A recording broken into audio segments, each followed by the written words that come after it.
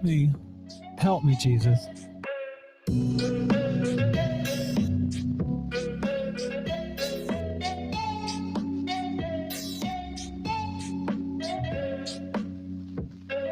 What?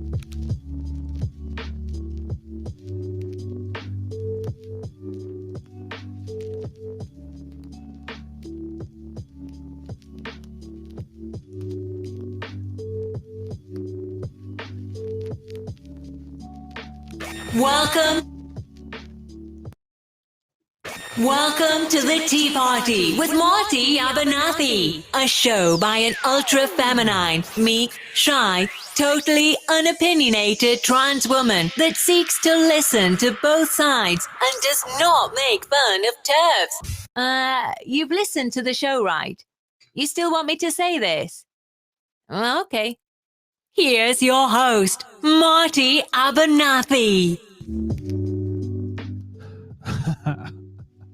I am having a special kind of night here tonight.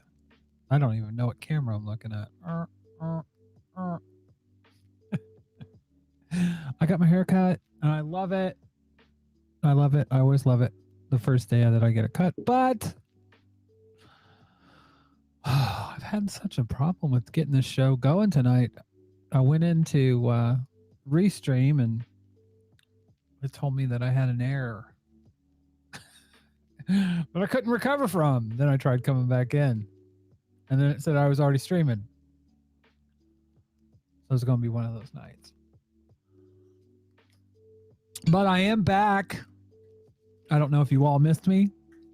I know I missed doing this, but basically I had a weird week of having belly issues and work issues, and it just didn't pan out. So I apologize. I haven't had a show in a week, but you're going to get much more of me. Oh, Lord have mercy. And I've been playing some Call of Duty. I'm not going to lie. I've been playing that a lot. So let's get started.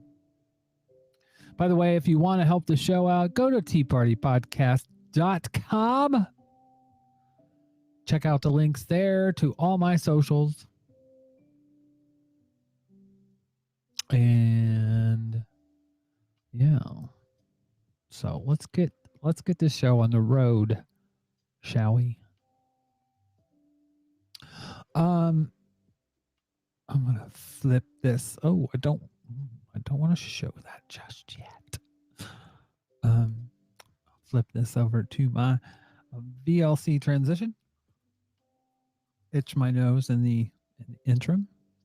So this first video, it made me laugh my ass off because I should be shocked, but I'm not. I posted this to TikTok. To show you these figures of the average rise in health spending under various governments. If we get so there you have under Mr. Blair 6%, Gordon Brown over 5%. Mr. Major, just under 5%. Mrs. Thatcher, just under 3%. David Cameron, which includes the first part of Mrs. May, too, is the way these figures have been done. Imagine this is something that you're proud of. I'm not sure what bothers me more. The fact that Andrew Neil is proud of this, or that the guest, who's from Labor, didn't come back with proud of the fact that you spent less on healthcare in every Tory government, and that the NHS is chronically underfunded, and you just proved it. Like they're literally proud They're literally proud of the fact that they spend less money on the NHS. Like that should be something that labor is actually um, campaigning on. It just blows my mind that they're not. And then another thing that kind of blows my mind is the fact yeah, is how much the Democratic Party and the Labor Party kind of mirror each other. Jeremy Corbyn was the leader of the Labor Party in the UK, if you don't know, and he was very left. He was, and he still is, very left. And there was, man, I'm sitting here looking, I'm a trans person that hates looking at themselves. And here I am doing a show, looking at an icon, two icons of myself, a video that's not very, although I do love my mask here. A person at work gave me that gay pride mask. I broke one of them. But looking at yourself all the time and hearing yourself and going, but I hate it. But they're the same party, essentially. They're the party of the neoliberal state. One is in the UK and one is in the United States. Jeremy Corbyn was an actual leftist. He was very tame in milquetoast by most leftist standards, but he was a leftist. Jordan Joan P. Hello in the chat, by the way. But the establishment in this country just could not stand the fact that Corbyn was in. And they tried to tar and feather him. There were two leadership challenges during his 5 years as leader. And like you would think that all these people that are saying, oh, we just need to get along. We just need to get along. They would have been all going along to get along. But no, they weren't. By the way, if you are in, or if you're watching us, because you can watch us on Twitter, on Facebook, on YouTube, I'm telling you, the best way, the best experience for this is on YouTube. Come over to YouTube and actually that or Facebook, the chat actually shows up. But if you're on Twitter, there's not much you can do. Jonathan is late. Jonathan, we're deducting some points. That'll be reflected in your pay.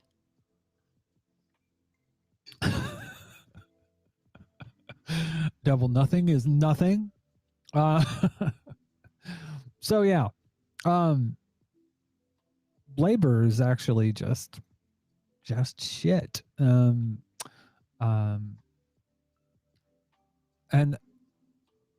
there was I posted this on TikTok as well. I will never sit in a party that contains centrists. No. So I tried having a discussion with this person. So like they always offer the same type of stuff, non-specific, word salad.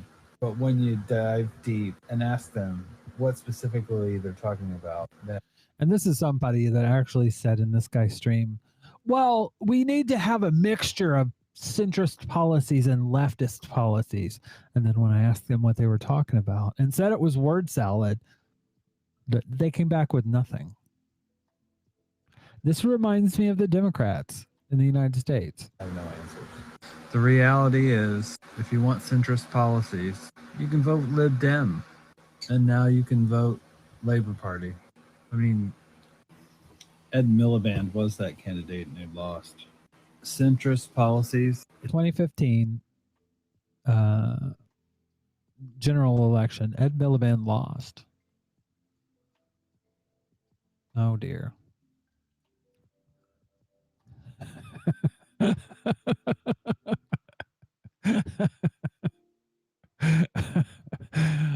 Jonathan's telling me, yes, he is a patron, and you too can become a patron by going to teapartypodcast.com and finding the link there to our Patreon.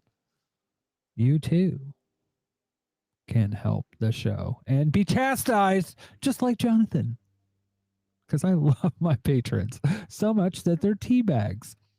But yeah, literally. And by the way, yes, I was naked here and I was in bed. I just was waking up. Oh, it's a long story. But yeah, centrists are they always have the best ideas. It reminds me of when we used to plan protests back in the United States when I was an LGBT activist. Oh, and get this. You got people today that are we'll talk about this later, but they're talking about I want to show you actually I'll show you. There are people that let's see if I can find it. I'll bring it up here because it's on the Trans Advocate Twitter. Here we go. So you get people. This just made me laugh my fucking ass off. Oh.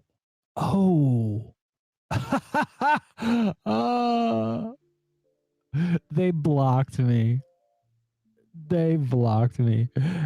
Oh, that is hilarious. Fucking hilarious.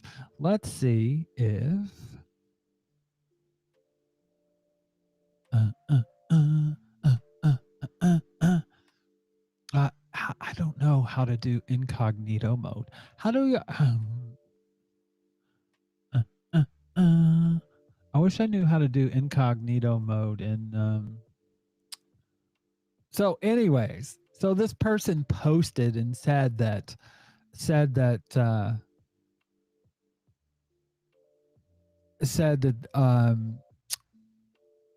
want to see if I can find it. I can't. It pisses me off that they actually they blocked me because they said that the trans people were coattailing on the gay rights movement, and I said coattailing.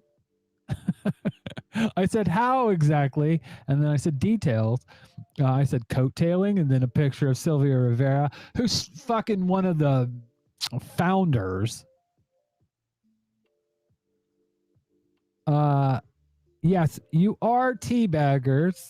If you want to call, well, I thought about it, and then I was like, well, some people might not want to be called teabaggers. So you are, if you're a teabag, you're a teabag, and two or more teabags congregate in one place. That's teabaggers. But they said they were coattailing on the movement, and I was like, "What the fuck are you talking about? Coattailing on the movement? Like trans people have never coattailed on the LGB movement." Because there's never been such a thing. This woman, you can argue or not whether she started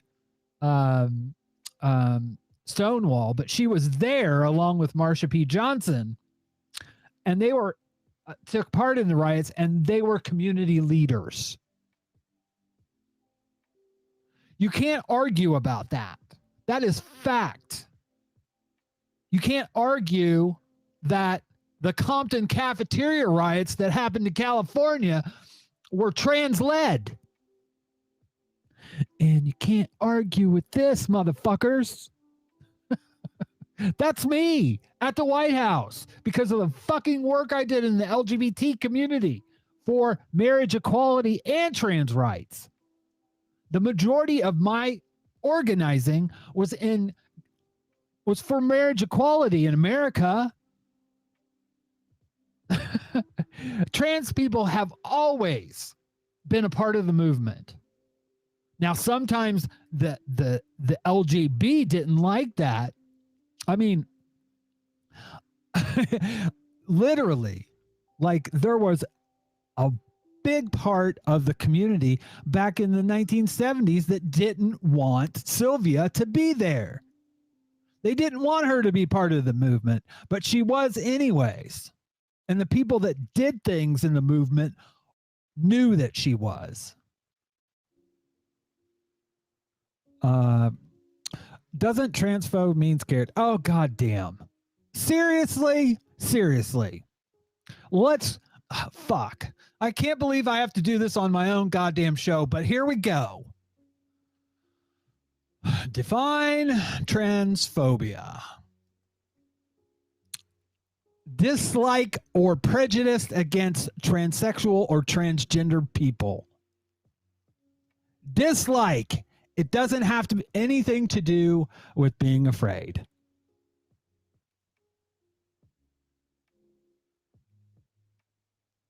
It's not mislabeling. It's literally in the fucking definition. Dislike. And you know what? Okay, you want to go on that? You want to talk about that? We can talk about that. Because you know what? I can prove that he's a transphobe. I can prove that Starmer, who is the leader of the Labor Party now, is a transphobe. Tracy Ann Overman and her friend Rachel Riley have continually abused, belittled. I get tired of hearing people talk about anti-Semitism in labor and how Jeremy Corbyn was anti-Semitic. If that's true, then Keir Starmer is a transphobic, Islamophobic, misogynist, because he's done nothing to stop misogyny, transphobia, or Islamophobia within the party. Jeremy Corbyn said that anti-Semitism was weaponized. And I think the fact that there is a transphobic MP that has had literally staff members quit, one of them being lesbian, because of the transphobia, and he said and done nothing. I said that on TikTok, but let's go even deeper. Let's go even deeper into that. So Labor MP MP Rosie Duffield is investigated by her party. Okay. Corbyn's done nothing. This isn't new news. Now, this is from July 28th. I don't know who gave that definition. I can find whatever definition suits me as well. That was fucking the Oxford Dictionary, you.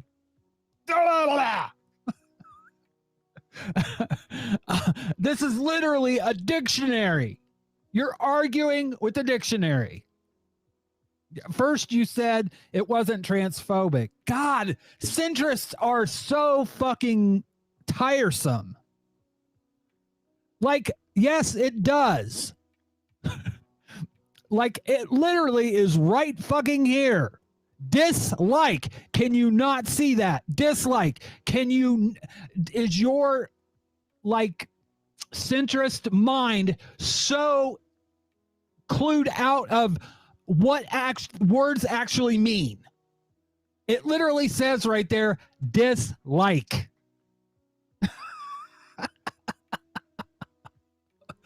Oh my God. Somebody comes in and just proves my point. Because I said later on that labor can't be reformed. And I said gone with this. The right wing of the Labour Party, when the left winger became leader, couldn't do that. I agree with most of what you said here. But I think the reality is the Labor Party can't be reformed. You had the most ethical leader ever in this country, maybe even in many ways, at least in Europe, and one of the most ethical men in the world. And within 5 years' time, he was turned into an evil anti-Semite by the press. And that was helped by people within the Labor Party, like in the office. You literally had people going after Diane Abbott, like telling journalists where she was crying. The Labor Party isn't redeemable. The left isn't welcome in the Labor Party. It feels like a bad relationship. You just won't let it go. You just won't move on. It'll be leftists to say, oh, well, if we leave the party, we'll have no place to go. You don't have a place now. And that's what kills me. Oh man, I can't believe this person comes into the chat and literally cannot see a definition. Cannot literally see the word dislike. It's like this has been removed. I can find a definition for anything I want. You can't from a dictionary. I mean, oh, okay. We can have a discussion about dictionaries. Merriam-Webster's dictionary says that that dictionaries should not be used. They are as like the sole arbiter of what a word means.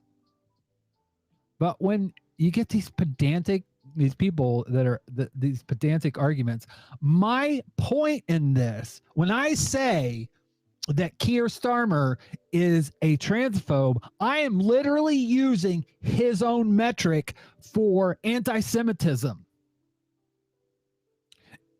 If you're saying that Corbyn is an anti-Semite, then if Jeremy Corbyn, let me start that over again.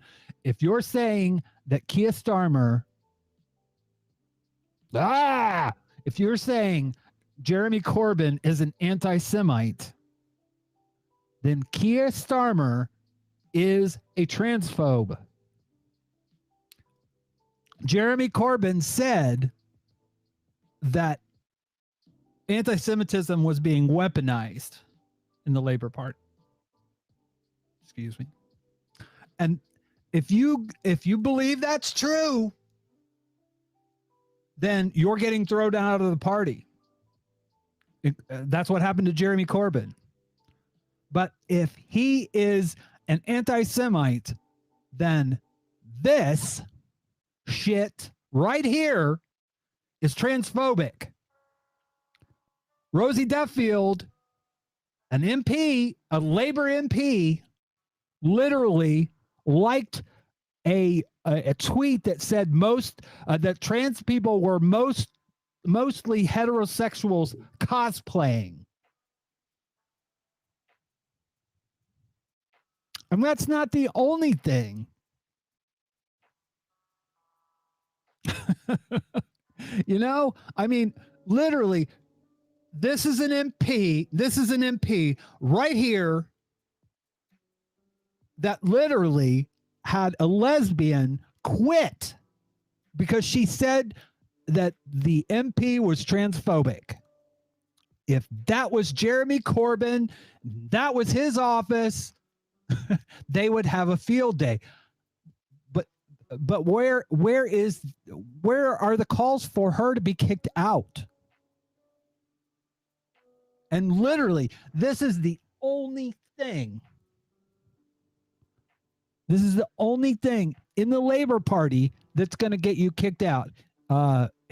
Is if you were once a leader, and there are claims of anti-Semitism against you. If there's claims of homophobia, if there's claims of transphobia with actual fucking receipts right here.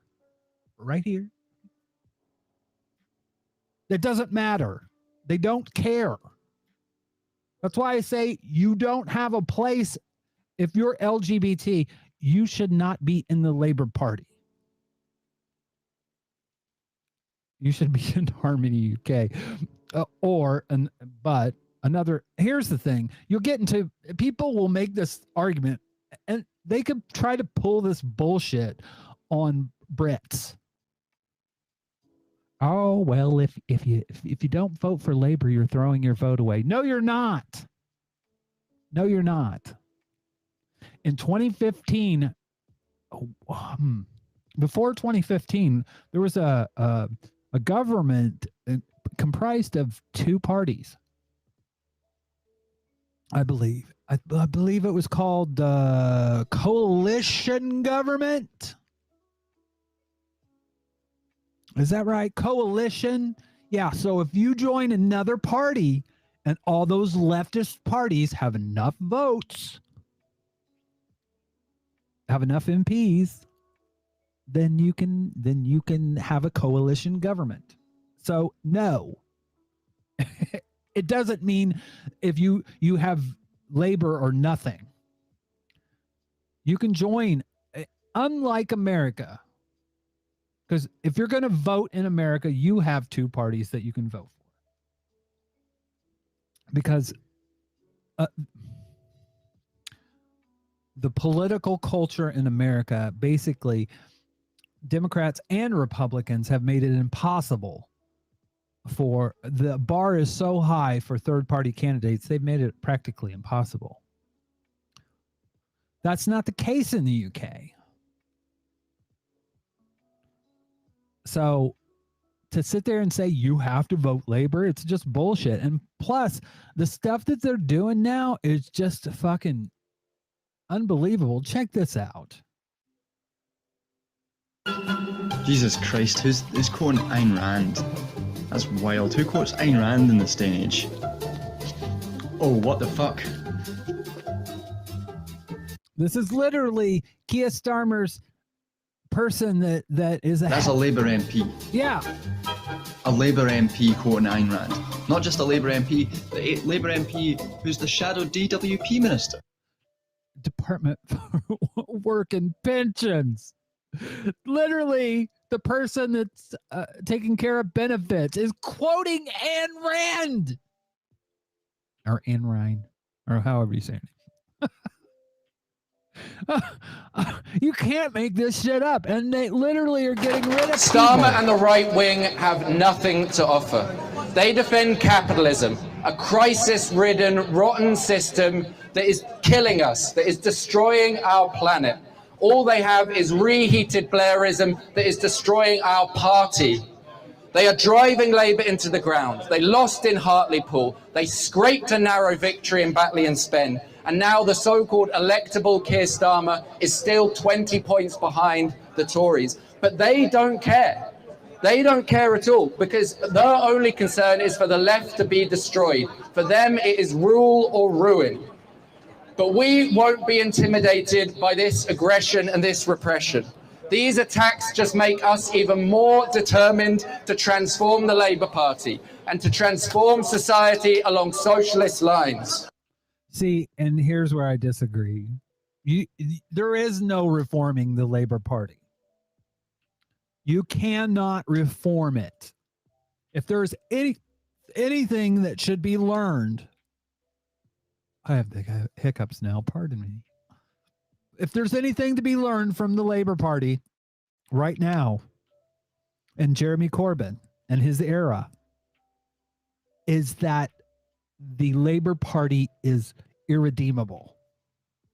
They literally went after Diane Abbott, who is a black member of parliament, and were texting people in the right-wing media on where Diane Abbott was, crying, so they could go and investigate, go and catch her crying.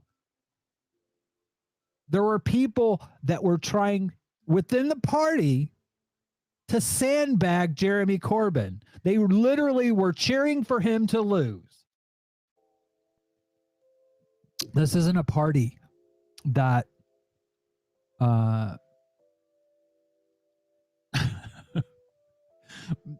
they have nothing to offer. And it kills me because there's another video on TikTok. This person is a neoliberal person. No, I won't do that. I will show you my Philips Mumblade. It's really good. This guy says he's responding to name one good thing. Name one thing that Starmer has done. Good. It gets quite close. One good thing. To the edges. It's not perfect, but it's pretty decent. And the reason I'm telling you that is I would literally choose this razor over Boris Johnson. I can't make this clearer to people. I don't give a single tiny solitary fuck about your opinions about Keir Starmer because he's not Boris Johnson. Boris Johnson is criminally inept.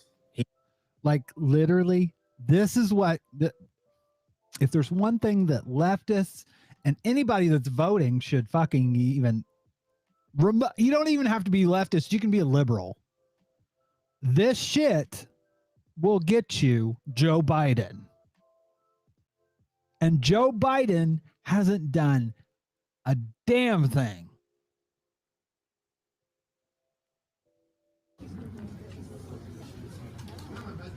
Are we absolutely sure what direction we're going?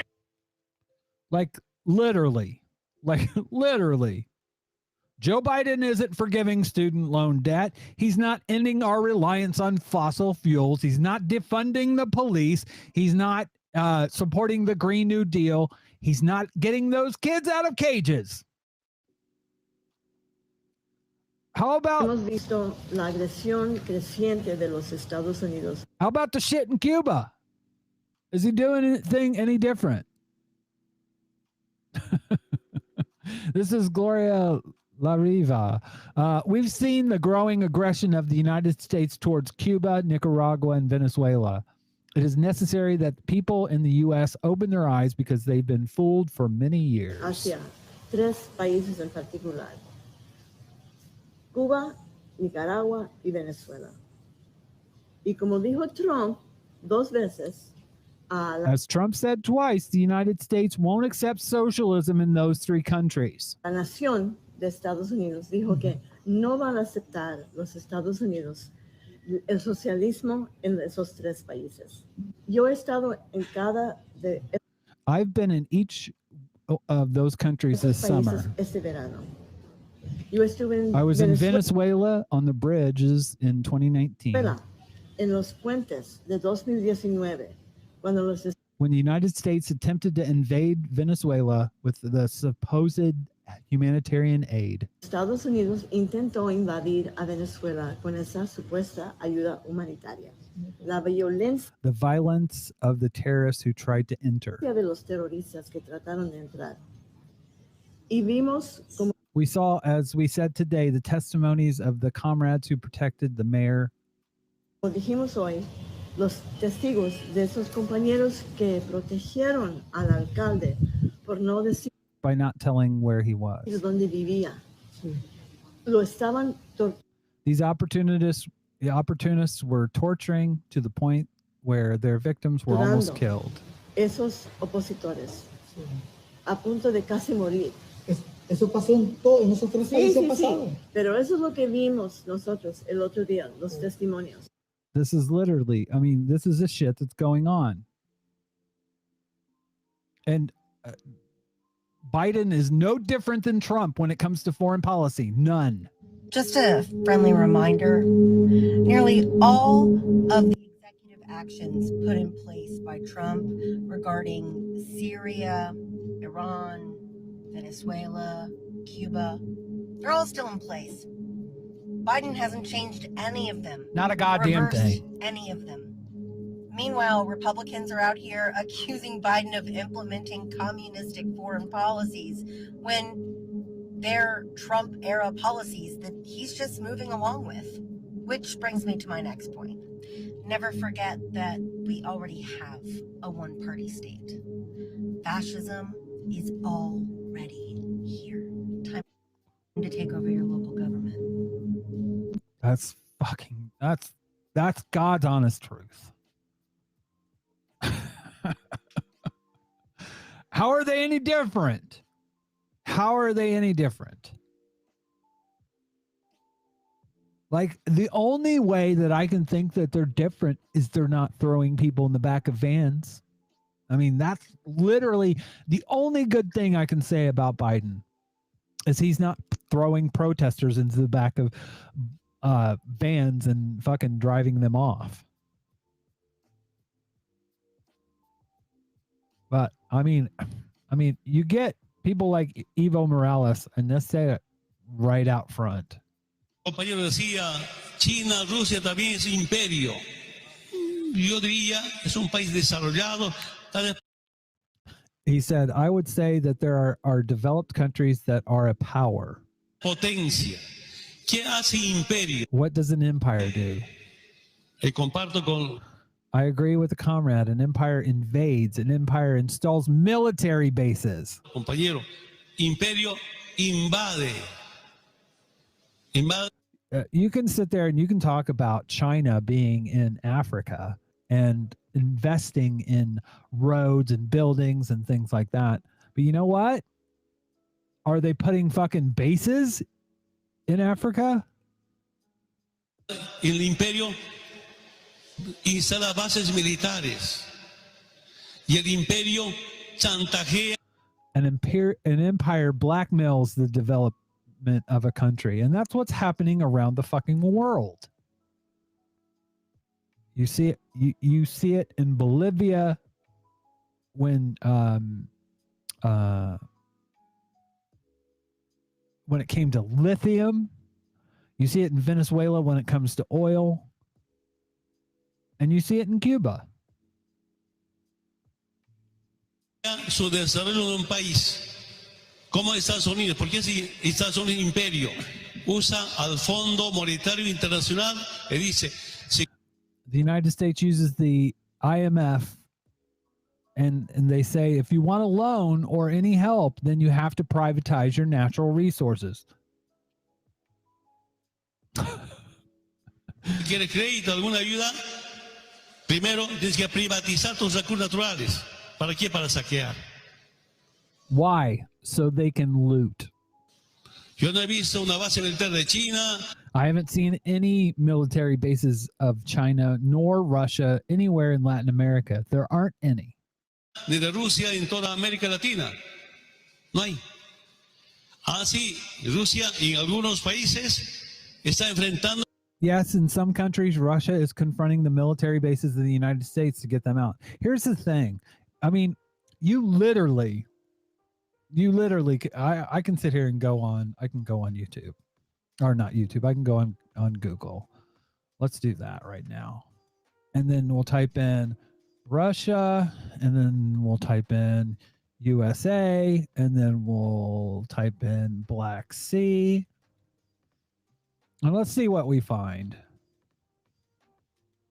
Let's see what we find in the news. U.S. warship leads drills in Russia's backyard.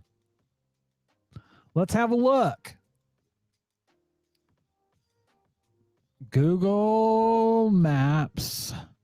Black Sea.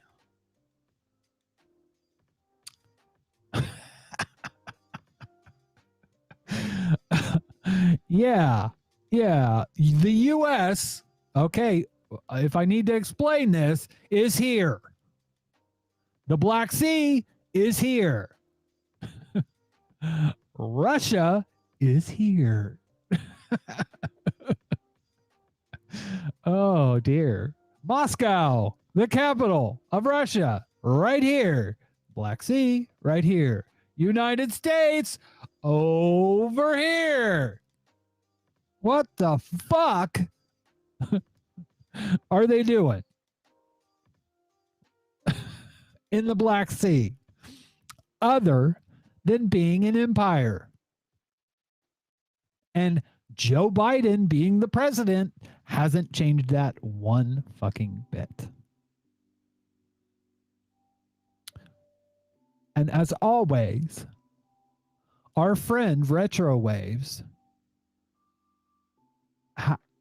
has it perfectly. The House convening and taking a vote to extend it, they moved to adjourn on a 7-week recess. And it's just simply unacceptable. We cannot be abandoning the up to 11 million Americans that are in need. How fucking convenient it is for these people to have an opposition. How convenient it is to just blame them for everything that they failed to do. Republicans blocked this measure, leaving children and families out on the street. You allowed it. Y'all allowed this.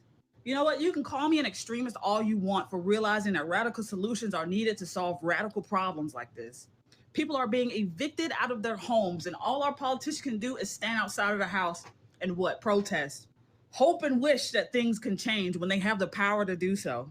We can go after Republicans all we want, but it's people who have faith in these politicians that are holding up any sort of progress. And that is the truth. That is the fucking truth. Just a House democratically. And they're not changing anything in terms of Cuba. Nothing. They're not changing a goddamn thing. Anyways. So again, as I've said, Starmer is a transphobe. And Biden sucks.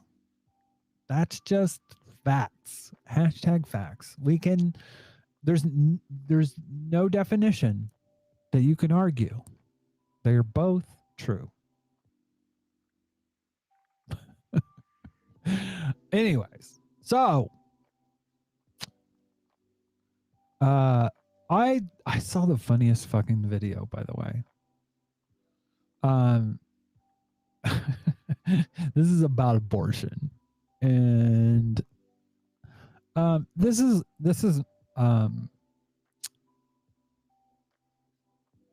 my stance on abortion, by the way. Our country is because the liberals and the conservatives, we can't agree on terms of the debate. So I'm always amused by this. By the way, I really like purple. I'm always amused by it. This is the facts over feelings crowd. Murder is unlawful killing. Abortion is legal. I tend to take the view that life begins. You define it in the same way that it ends. It's a heartbeat. It's a brainwave. If you don't have either one, you don't have life. It's been shown over and over scientifically. That point is somewhere between 20 and 26 weeks. But this guy puts it out there exactly what he means. He doesn't care about facts. It's his feeling that matters. They sit there and talk about, oh, the babies. What about the babies that have been born? You don't care once they're born. They're just someone else's problem. I like my eyes there, by the way. Very nice. So you get this guy, he's talking about abortion. I am in support of any legislation that is going to reduce or eliminate abortion. What do you think makes a woman want to have an abortion? Ooh, here we go. Good question. You should always ask politicians this. Well, there's probably a lot of. I'm not a woman, so I'm thinking now. If I'm a woman, some of it has to do with economics. A lot of it has to do with economics. I don't know. It's a question I've never even thought about. Our country is because the liberals and the conservatives, we can't agree on terms of the debate. So you can't agree on the terms of the debate because you don't. It's all about it's about controlling women's bodies. Period. It has nothing to do. It has nothing to do with abortion being murder, because it's not. It's not murder. If abortion was murder, then how about we put people that have abortions in prison? And you'll say, oh, that's going too far. Why? If it's murder, if you think it's murder, but you don't really think that. You don't think that at all. Because if you did, you would say, what are we going to do with murderers? We're going to put them in prison, or we're going to put them in the electric chair. But nobody's doing that. Nobody's doing that. So you don't really think it's murder, and you don't think it's a baby. Because if you thought it was a baby, you would say it's murder, and you would treat people that have abortions like murderers, but you don't. Adam's trying to make the distinction. It's lethal injection now. Actually, I don't want to be. I don't want to be. I don't know. What would it be? Prison splaining this, but not true in all places. Let's. Oh my God, we're gonna have to go to the Google for this. Oh, is it no gas chamber? USA.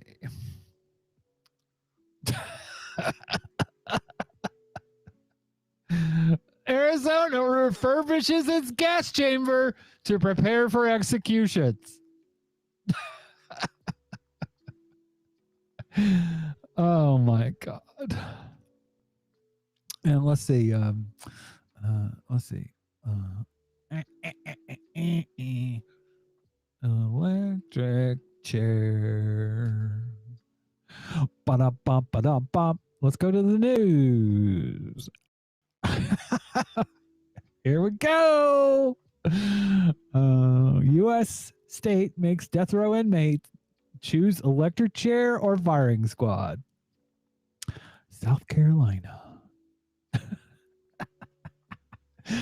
Now, granted, this is this was from May.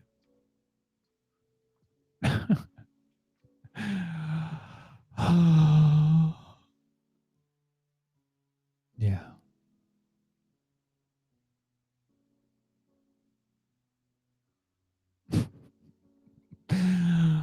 America, you are special. Very special. Anyways.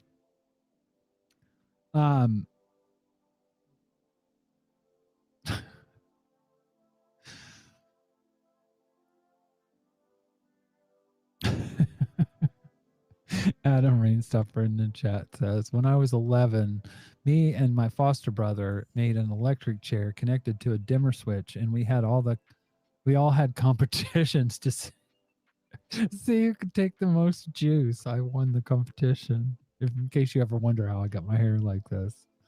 Very nice. Very, very nice. So yeah.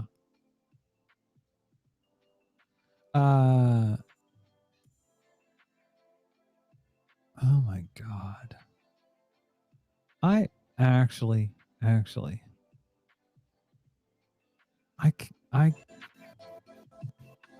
my God. I just gotta fucking, I hate Facebook. Honestly, I'm considering not streaming because I don't get a lot of views there anyways. I'm considering not, I'm just going to delete videos after I put them up because I get takedowns from people. If I play their video, like literally I'm commenting on the news.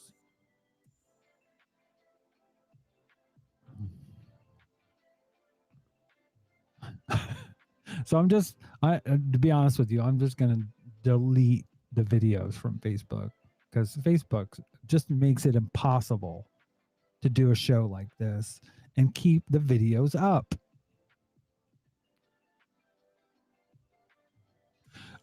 Jordan Joan P said some conservatives actually believe you should put people in prison for that, Marty. Yes, they do. And you know what?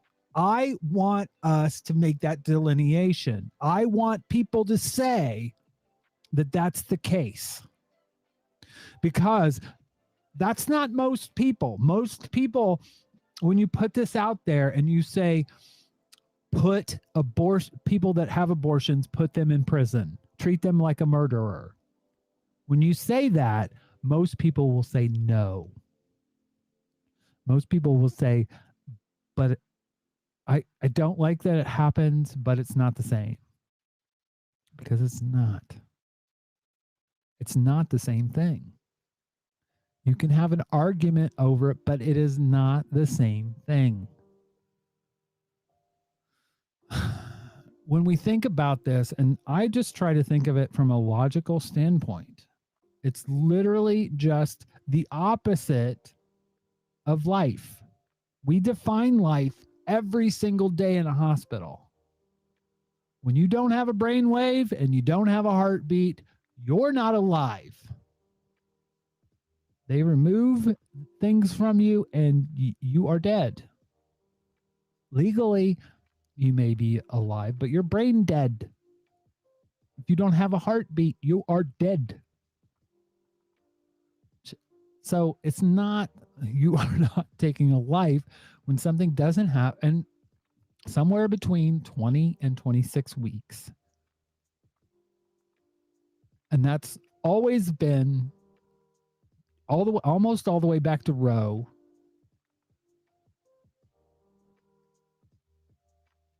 It's the hypocrisy for me, as Adam Rainstopper is pointing out. It is the hypocrisy for me of anti-abortionist folks to sit there and say that it's murder. Some conservatives, yes, and they're well, irony is that, well, it's not even irony, but of course they prosecuted a black woman when she had a miscarriage, saying that, basically charging her. But here's the thing. Let's go look at that actually. Abortion law, arrested woman. Let's see if we can find it.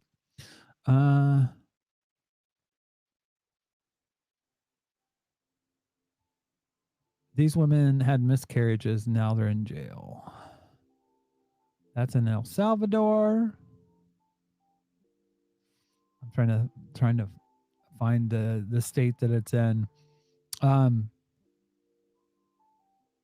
Because there was a prosecution.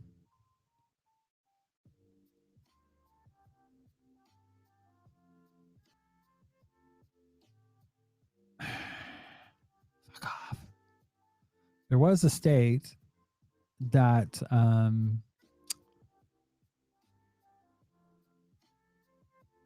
that charged, yes. Here we go. She's being charged with the death of her fetus.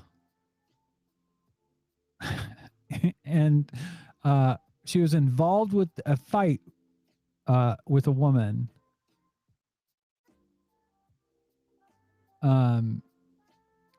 So basically, they're basically saying this young mother was shot in the stomach while 5 months pregnant and lost her baby as a result. She got shot, and they're charging her. It's literally like, but again,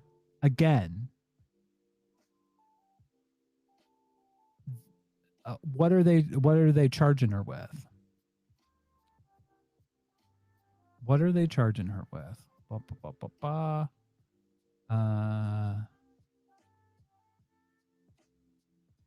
Let's see what they're charging her with.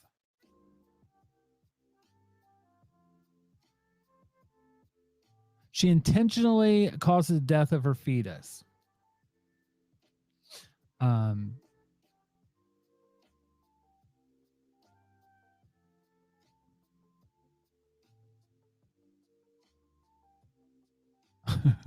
The statement did not mention race, which advocates say have played a role. Of course it did. Of course it did.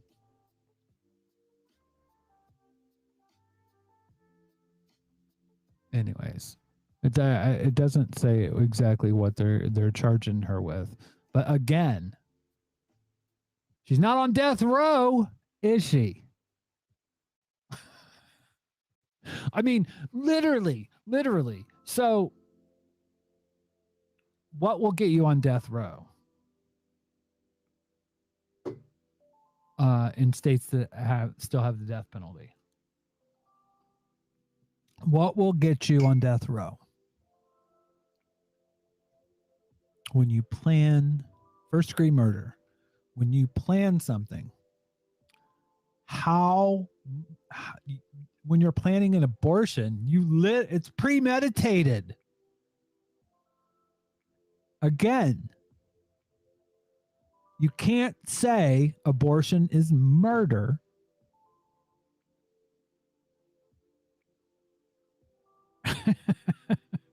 and not say you have to be legally, you have to be consistent.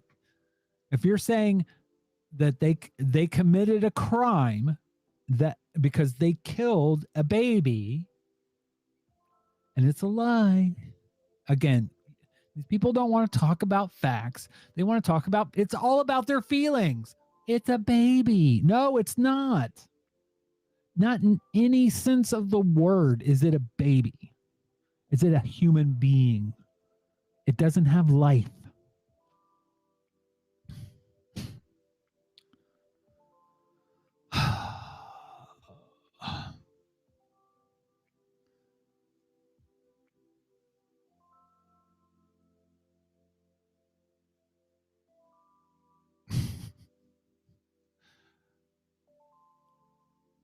So, anyways, these people, they're not.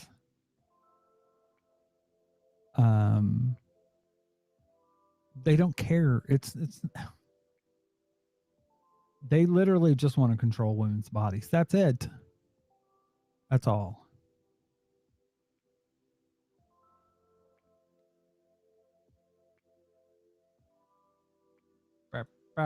Who is that? Oh, look at that person. That's me.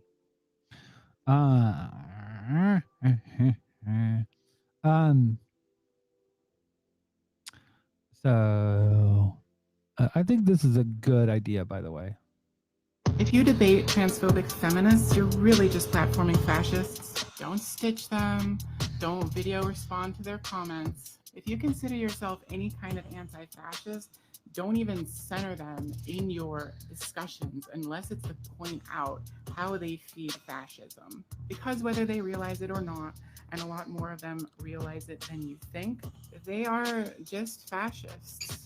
Take a step back and look at the systemic view of the world that they are serving. They claim to be radical feminists who are just fighting the systemic oppression of women by men, but most of them spend basically no time talking about men. When somebody is spending so much time talking about trans women as a threat to women, that's not a systemic analysis that has anything to do with men oppressing women, even if you think trans women are men. Because you have to believe that trans women are allies of men for that to make sense. But men as a class are not allies of trans women. The only systemic view you are feeding is that disempowered minorities are a threat to white women and children. And I do say white women because radical feminism is a colorblind theory of patriarchy. I repeatedly get comments from radical feminists saying that it's racist of me to bring up the fact that Black women are masculinized by white patriarchy. And that is because the reality of white patriarchy is more complicated than radical feminists are willing to accept. The masculinization of Black women is a crucial component of misogynoir. And if you listen to Black feminists, you will hear that over and over and over again, to the point that some Black women identify as Black women and as non-binary because they've been pushed out of the binary by white patriarchy. And no matter what TERFs think, I'm not weaponizing the oppression of Black women to just defend trans women. I'm attacking white patriarchy and fascism as systemic forces and pointing out patterns across them. Masculinization of white trans women is very different from the masculinization of Black women. They're mostly masculinized to be painted as a threat to white women and children. I'm still shielded from the violence of misogynoir. My physical safety is still prioritized over the safety of Black women and especially Black trans women. And in progressive circles, at least, I have the power of white women's tears. But rad femmes don't see any of that because they don't even see racism or even homophobia as part of patriarchy. So they play into the idea that it's all about separate groups fighting for their own needs rather than interlocking systems of oppression. So that queer theory and anti-racism are sometimes enemies of feminism. And their view of sexism just comes down to the predetermined biological behavior of males, and that's just red pill thinking. That is so on point. By the way, TERF is not a slur, by the way. I didn't think I'd have to make a video on this, but here we are. TERF is not a slur, and it's ridiculous to claim that it is. A little background on the term. It was coined in 2008 by a radical feminist blogger named Viv Smith. She created the term to describe a certain flavor of radical feminists, ones that believe that feminist spaces should only be open to cis women and not trans women. She wanted to differentiate them from the trans-inclusive radical feminists that did not share the sentiment. She said, "For most feminist cis women, considering the rights and safety of trans women rarely intrudes upon our feminist practice until somebody wants to exclude trans women from our spaces and expects us to agree. That's when we realize women we know have very different reactions to the question of whether to include trans women as part of our sisterhood or deny their womanhood and exclude them." So the use of TERF is similar to the use of homophobe or misogynist. It's a way of calling out a certain type of bigot. Just because someone isn't calling you a TERF as a compliment doesn't mean that it's a slur. As Pierce and colleagues state in TERF Wars, while the acronym can be used to denigrate a particular group, this group is defined by chosen ideology rather than an intrinsic property, in contrast to trans people, for instance, or women. It is this denigration of a group defined by an intrinsic property that is necessary to constitute a slur. Moreover, in the case of TERF, the act of denigration does not function to subordinate within some structure of power relations, in contrast to acts such as misgendering and sexist slurs such as bitch. And if you want to get more into semantics and linguistics, then I recommend these two articles. They go more in depth as to what constitutes a slur and how it's different from a pejorative or hate speech. But where did this whole idea that TERF is a slur even come from? It's actually the result of a campaign created by TERFs to deflect criticism and avoid accountability. They took notes from a 2012 campaign by the far right to classify homophobe as a slur, which resulted in the Associated Press banning homophobe from their articles. Religious groups even petitioned a local school district to remove the word homophobe from its anti-bullying curriculum. They claimed it was a made-up word used to demean, demoralize, and foster hatred and contempt for Christians. TERFs say the same thing. They claim it's a word that has come to signify a modern witch, to shut them up, bully them, condemn them, smear them. This is a really interesting article on the history of the TERF campaign to rebrand the word as a slur. I highly recommend it. Now listen, when I was in the... I wonder who that is. Nice website, by the way. Kristen Williams. TERF community, I thought it was a slur too. But now I know that it's not a slur. My objection to it was based on a refusal to confront my internalized bigotry towards trans people. When people called me a TERF, they were calling me out on my transphobia. And instead of listening and reflecting, I fell back on deflection. Do not let TERFs convince you that it's a slur. It's not. It's a necessary term to describe a certain type of transphobe that uses radical feminism to justify their hate. Your time... And that's the truth. By the way, I did see that I was frozen. Oh my God, now songs in my head. I'm not going to sing it, I promise. But I want to. Adam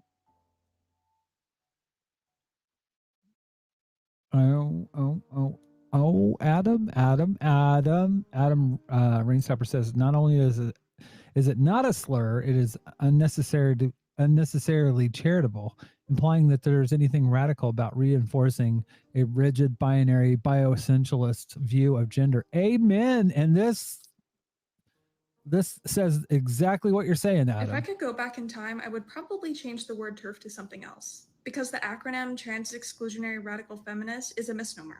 And it's obvious when you break it down piece by piece. Like the first part, trans exclusionary. It doesn't really describe the extent of their hatred towards trans people. It's not like they're just not letting trans women into feminist spaces. They bully and harass trans people. They use slurs against them.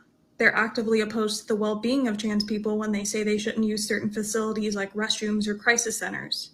And This is literally like transphobes care more about hypotheticals that they make up in their head than they do about actual trans lives.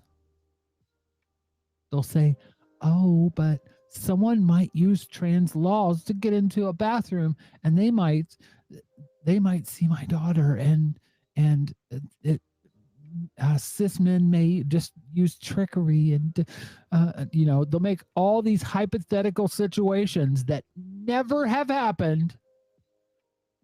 And trans people have been around and transitioned, like me, for 20 years, using bathrooms, all this stuff. Their hypotheticals have never happened. But guess what? I've been sexually assaulted twice. Reality. They don't give a fuck. Literally, they don't even care about cis women that aren't gender, that aren't cis normative. Gender nonconforming cis people, the TERF PhD of philosophy says they're just literally, what did she call them? Collateral damage. They don't care. They don't care. It's okay. It's worth it.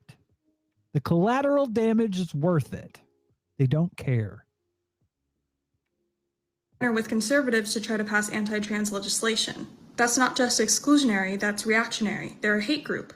And the next letter, R, they're not very radical either. The only radical thing about them is that they don't look at things through an individualist lens, but that's really as far as it goes. They claim they're radical because they attack patriarchy at the root, but their analysis of patriarchy is very weak. And they don't give a very clear revolutionary plan as to how to attack it.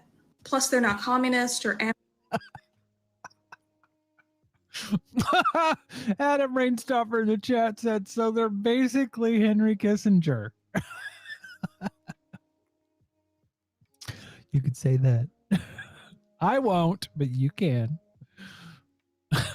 Anarchist or socialist, so they're not radical in the sense that they're anti-capitalist. A lot of them are pro-Bernie at best. And the last letter, they're not very good feminists either. Many of them don't know the basic history of feminism, and a lot haven't read feminist theory outside of the Dworkin quote bot. They don't even have discussions with other feminists unless they're also TERFs. And their rhetoric has spread so much that even anti-feminists use TERF talking points now. For example, a few years ago when those anti-trans bathroom laws were proposed, Republican lawmakers wrote it, but they quoted a TERF. So the acronym TERF only goes so deep into explaining what their movement is actually about. And the inaccuracy of the label kind of gives them a little bit of plausible deniability when they claim that they aren't a hate group, because it doesn't explicitly call them out for being bigoted, for having the same fundamental values as other hate groups like the alt-right. But none of this is me necessarily saying that we should stop using the word TERF. We do need a word to differentiate their rhetoric from other transphobic hate groups, and we do need to acknowledge that they are a part of feminist spaces and are appropriating feminism, and it's the most well-known term. So, and that's the thing that I think too. I mean, it doesn't really define it well, but that's okay. I mean, that's the term that's there.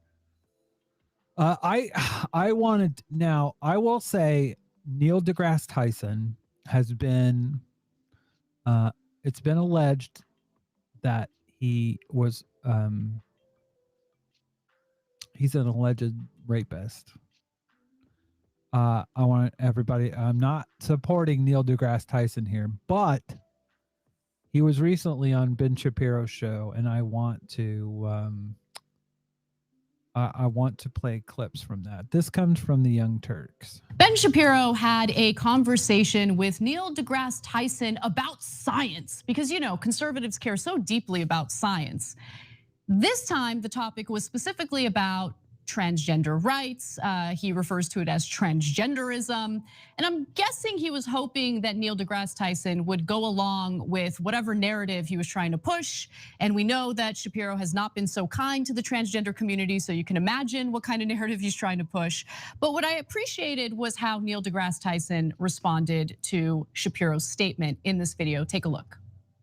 The argument is made that trans women are women, for example. And what that seems to mean is that trans women are identical to women. Now, if people want to say trans women are not biological women, obviously that is the case.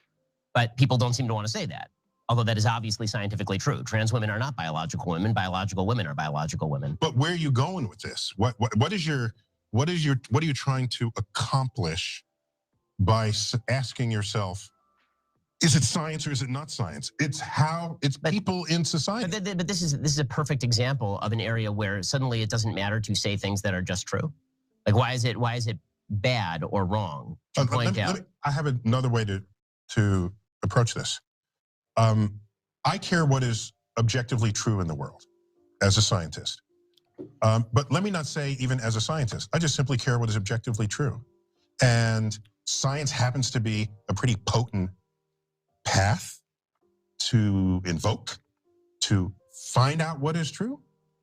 And so if people express themselves on a gender spectrum, and that is an actual thing in an actual society, if we have not fully explained that scientifically, that's an interesting frontier to study.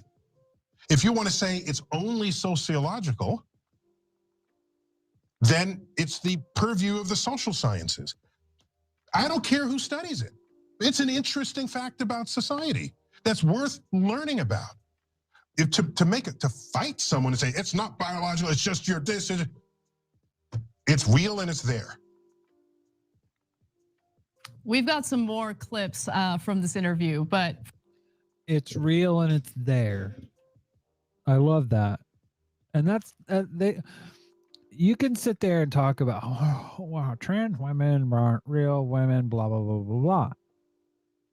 And like, I've never assumed that my biology is the same as a cis woman's. Never. Never. It's not, I'm not confused. I'm not, it's just, trans people don't think that way. I want to move this along a bit because it's just commentary by cis people about trans people, of course.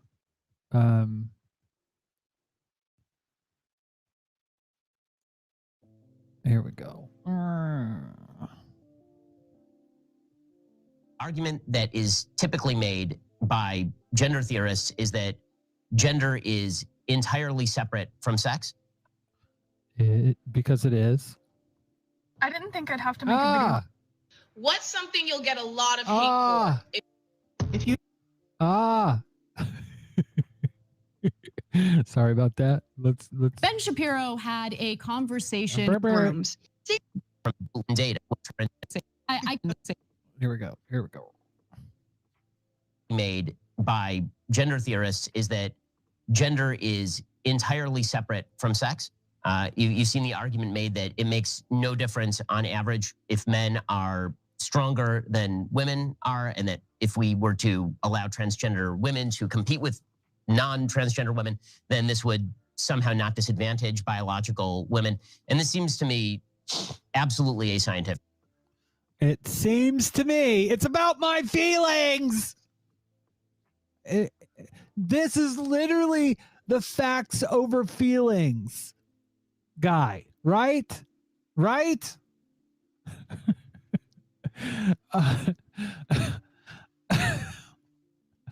All right. So 2021 weight is, I think she's a weightlifter. I think.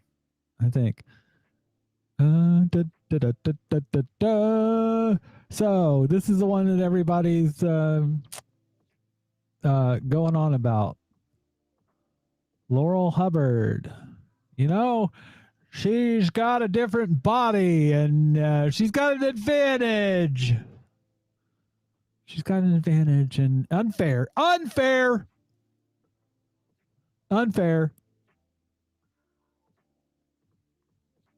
Oh, facts over feelings. Laurel Hubbard, transgender weightlifter, out of Olympic final after failing to register left. So apparently Ben doesn't know what he's talking about. It's his feeling, not his fact. That if we're actually going to have a discussion about gender and sex, that should be based in data, which suggests that mammals are in fact binary in terms of their sex, unless you have intersex birth defects typically, or genetic defects. I'm happy to opine on this. This only matters because today we segregate nearly all sports by gender. Otherwise, why do you even give a shit? What someone identifies with. So we live in a free country, and with consenting adults and people free expression of who and what they are. Man, on adult level, I agree with you. I think it does matter what you teach the children. I totally agree with you. I mean,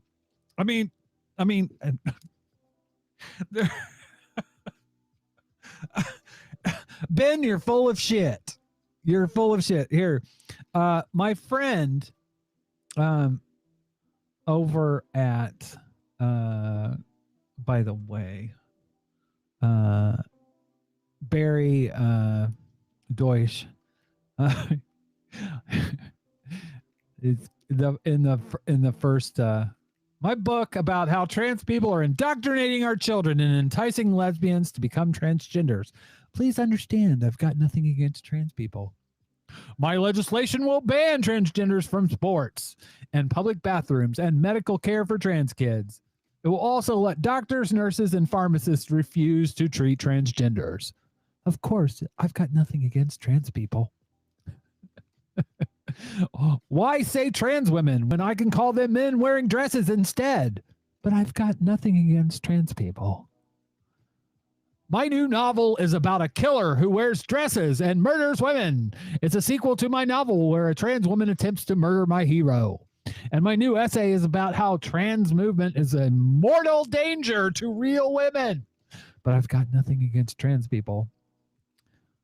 Why do so many trans people say you've got something against them? It's a mystery. I blame cancel culture.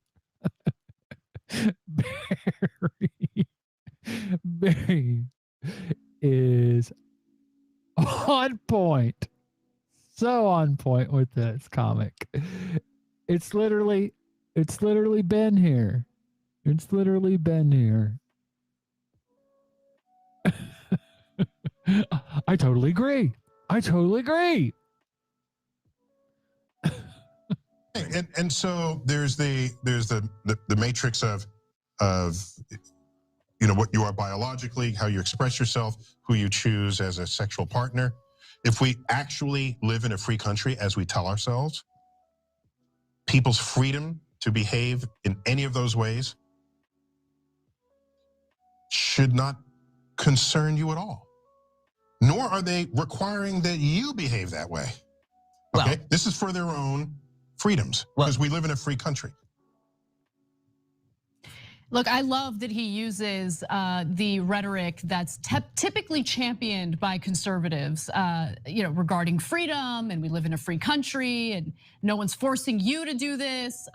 I think that it's effective, and if you watch the full conversation, Shapiro kind of struggles to respond to it. Well, and I want people to realize, so Andrew Neil in this country. Andrew Neil is a conservative. He created a site called GB News, right? GB News literally is a right-wing. It's a right-wing channel, right?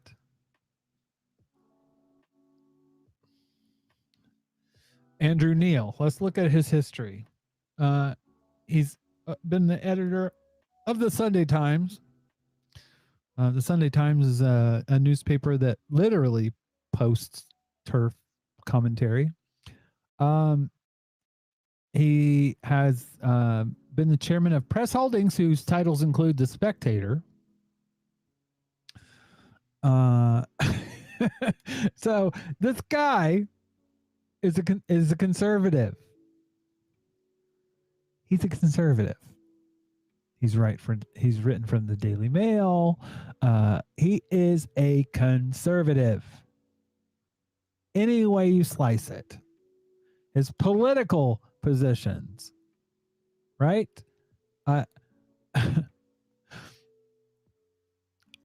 During Neil's time as editor of the Sunday Times, he backed a campaign that falsely claimed that HIV was not the cause of AIDS. This is this guy is literally a right winger, right? Okay. So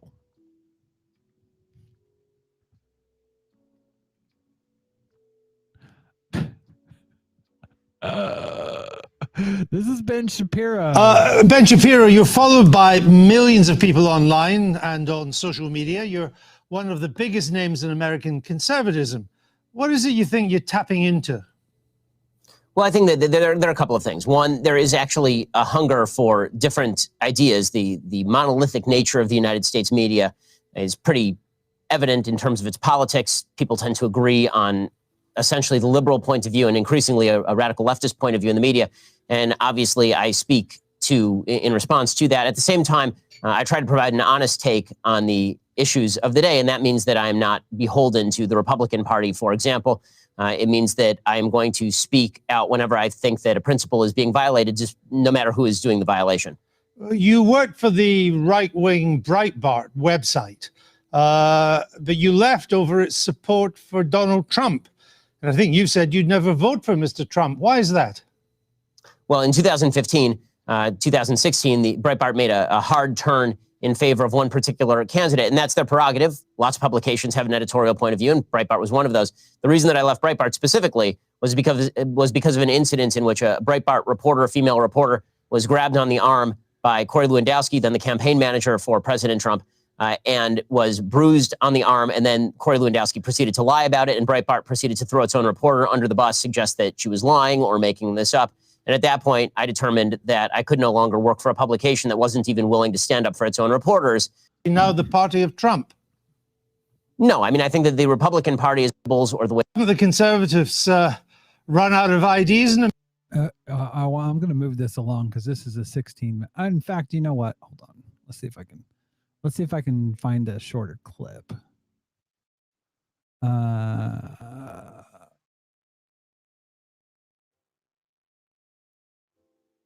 Let's see if I can find it. Here we go.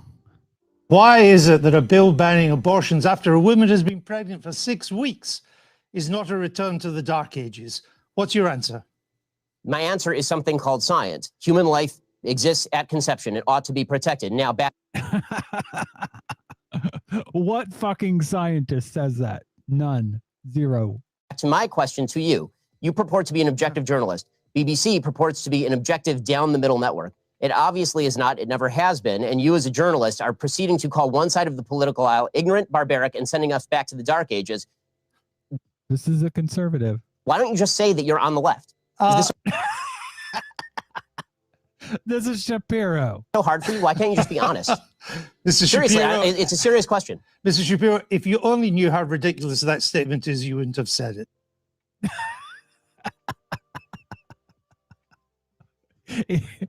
That is what an idiot he is. I mean, yeah. So that is Ben Shapiro getting owned, essentially, by Andrew Neil, a conservative. It's so big of Shapiro. I'm sorry, but just hats off to little Ben Shapiro for having I'm someone who actually believes that the Earth rotates around sun instead of. I mean, the guy's literally. I don't think there's anything else that needs to be said from that video. But when it comes to trans rights, oh God. Anyways, I wanted to play this because, like, trans men. Well, I'm just going to play it. This is from a trans man basically talking about dating. Point of view, going on a date in 2021. Why didn't you tell me? I don't roll like that. That was really, really interesting. Now let me showcase for you a date being trans in any other year. Hi, I'm Noah. It's nice to meet you. I'm trans. Oh, wait, there's this too. They thought every year. They just keep saying it. I don't know where you guys have gotten this idea that trans men are coming to hook up with you and waiting until the absolute last second, like when we're about to go in, to be like, I'm trans. That is some real cis het assumption right there. I'm sure for cis people, y'all think about doing the dirty in the first 9 seconds of meeting somebody. Being trans, you might not think about it for the first 9 months of meeting somebody because you're uncomfortable with yourself. So I'm calling you out on that. That has not happened to you because trans people are too uncomfortable with themselves to get sexual and intimate right away. I'm calling cap on that one. Sorry. So I thought, man, that is right on fucking point. It's so tiresome, man. Some random geeks leaving us now. Thank you, some random geek. It's gonna be a bit of a long show tonight, and literally, because I've got quite a bit left. So, anyways, I thought the whole thing on Ben Shapiro and I wanted to play this one too, because this one's talking about gendered sports, and I thought it was on point. What's something you'll get a lot of hate for if you say it out loud? Gendered sports are kind of fucking stupid. And most gendered sports really just exist because of misogyny. Some of y'all might say, oh, well, men have an unfair advantage if they compete against women. It's a sport. People are going to have unfair advantages. We do not put height caps on basketball players or speed caps on sprinters. In sports, some people are naturally faster or stronger, and it is up to you to either become stronger or faster or more skilled than them to win. Also, neither biological sex nor gender plays a significant role when we're talking about sports that rely on pure skill like golf. I'm not saying that women can't have a league of their own, but if a woman decides she wants to play with the men, then people shouldn't make a fuss about it and fucking let her. Gendered sports has less to do with logic and way more to do with misogyny than you might think. Why do you think people make such a big fuss about trans women athletes and not trans men athletes? It's not about protecting or preserving, it's about misogyny. And that is the truth. That is the truth.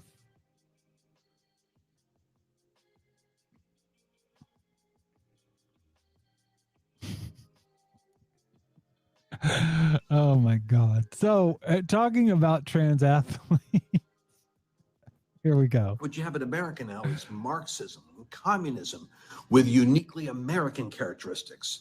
It's weird. I'm glad the basketball team, the soccer team, the gymnastics team is all getting embarrassed by bad performance, subpar performance. Everywhere where they're bowing the knee to bail, they're performing badly in their athletics. And I'm thinking, that's interesting. Because, see, they're not actually promoting racial reconciliation and unity. They're promoting Marxism. Racial disintegration, hostility, and conflict. It's like the old saying, time heals all wounds. Well, you leave it to these guys, and time will wound all heals. That doesn't even make any sense, but whatever, dude. These people. Oh, it gets better, Jordan Joan P. It gets better. I see the Lord touching him in powerful ways as he's preparing to bring him back in, because in the heavens, in the spirit realm, he's actually still considered the president. And I know some people in heaven, Trump is president. I hope you know that. Trump is president in heaven. People don't like that I'm saying that, but the truth is he won the presidency, he won the election. They tried to steal it, and it didn't work, because now everyone knows, the majority of the people who have done their research, done their homework, and who have done their research, they know. Especially who are hearing God, especially when they're hearing voices, they know that President Trump's actually still considered, in the realm of the spirit, the president of the United States of America. And what God puts in, no man by the flesh can remove what's born of the spirit.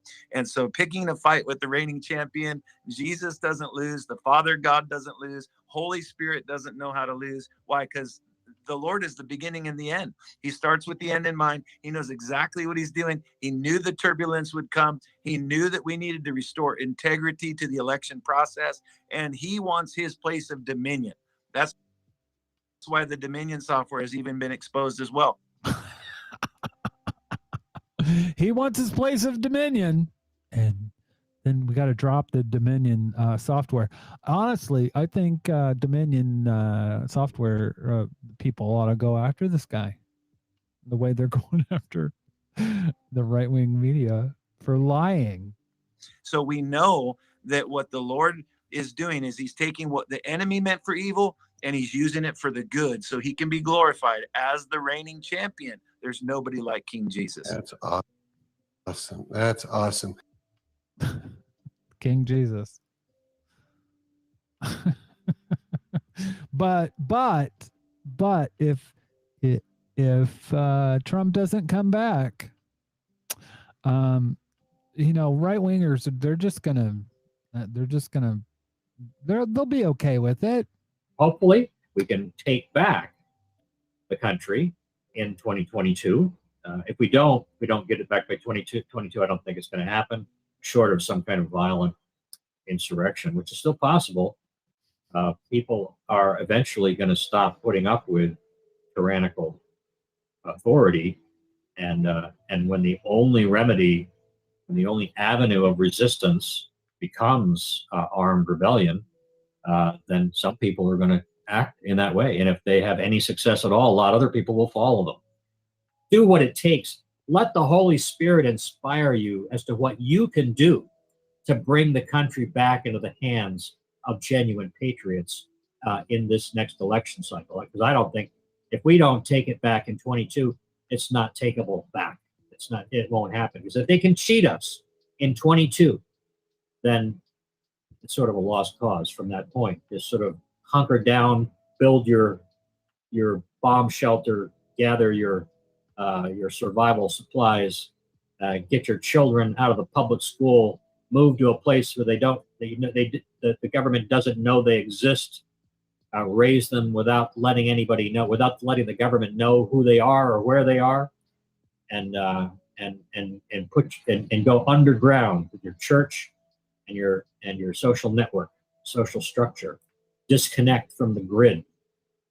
We don't take the country back in 2020, because it's going to go. They have right now. They have an incentive to be less radical, right? Biden and all the rest of them. They have an incentive to be less radical because they know everything hinges on 2022. But once that's over, once we have thrown everything that we can, if they're able to break that and beat that, that's it. That's the last bastion right there. That doesn't seem at all unhinged at all. No. It's all Marxism. Jesus in heaven. Trump is reigning president. By the way, I want you to know who's to blame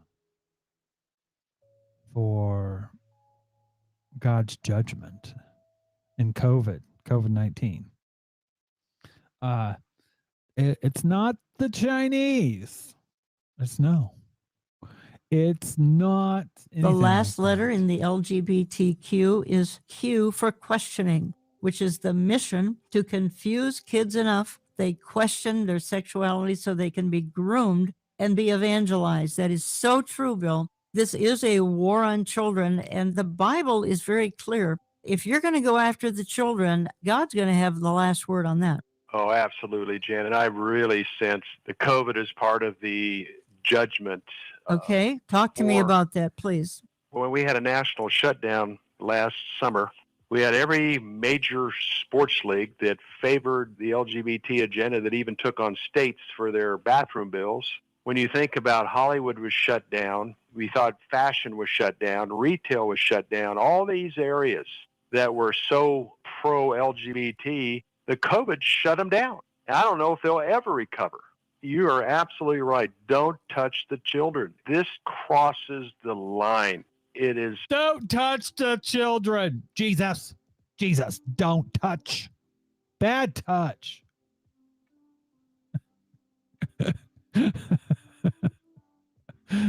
Tragic to see what they're doing, and our God is going to respond even greater. This is judgment. This is a pattern of judgment. Everything about this fits the pattern of judgment. And I'm sorry, there's no other way to put it.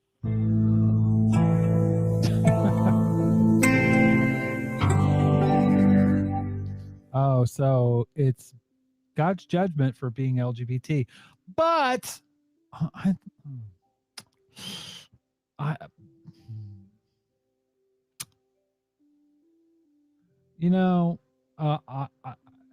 it's kind of sounds like they believe in COVID or not believe in COVID, or COVID's God's wrath, but COVID doesn't exist. It seems like they're confused. Nevada, Clark County just issued another mandate to put on your masks. And I can't do it. I know complying is part of the problem. You know, one thing that has stuck in my mind ever since it happened is when I was a brand new ICU nurse and I had my first patient that was deteriorating, completely aware of what was going on, and knew that they were about to get intubated and that they might never get extubated. And since that time, I've thought of things like when I take care of patients who have been going through very debilitating disease processes like cancer and going through really rough treatments, or dealing with end-stage COPD or pulmonary fibrosis where they're slowly losing the ability to breathe and function like a human being. And it puts everything in perspective. And so when I see a video like that of a grown woman crying that she has to wear a mask to go to work to pay her bills, I have very little empathy or sympathy towards her. Because I could tell you that that patient just about to get intubated, or going for that next chemotherapy session, or having to discuss with their family their final wishes, they'd much rather be probably working, supporting their family and being with their family. And if that meant having to wear a measly piece of cloth on their damn faces for a little bit of time, they'd probably pick that over what they're going through. And so a lesson learned this past year is the complete lack of perspective and the entitled first world problems coupled with that lack of perspective that is rampant in our society. And if you're not already shaking your head at that bullshit right now, people are going to look back and shake their head at it in the future. Some of you people have no idea how good you have it. And that's the truth, especially people like Rick Wiles. Rick Wiles, he has a thought on why Fauci he got is now pointing the finger at the unvaccinated people, saying they're the ones causing this outbreak. Well, it's the vaccinated people who are getting infected. Aren't they causing the outbreak? No. You've got people who are like, literally, this guy has been the scientist that's talked about COVID from Trump to now. And you got a preacher who's had COVID trying to discuss it. vaccinated who are shedding the virus, infecting other people, walking around thinking they are protected. Because they are. They're not shedding the virus because they've had a fucking... No, it doesn't work that way. And yet they are the ones who are spreading the virus to other people.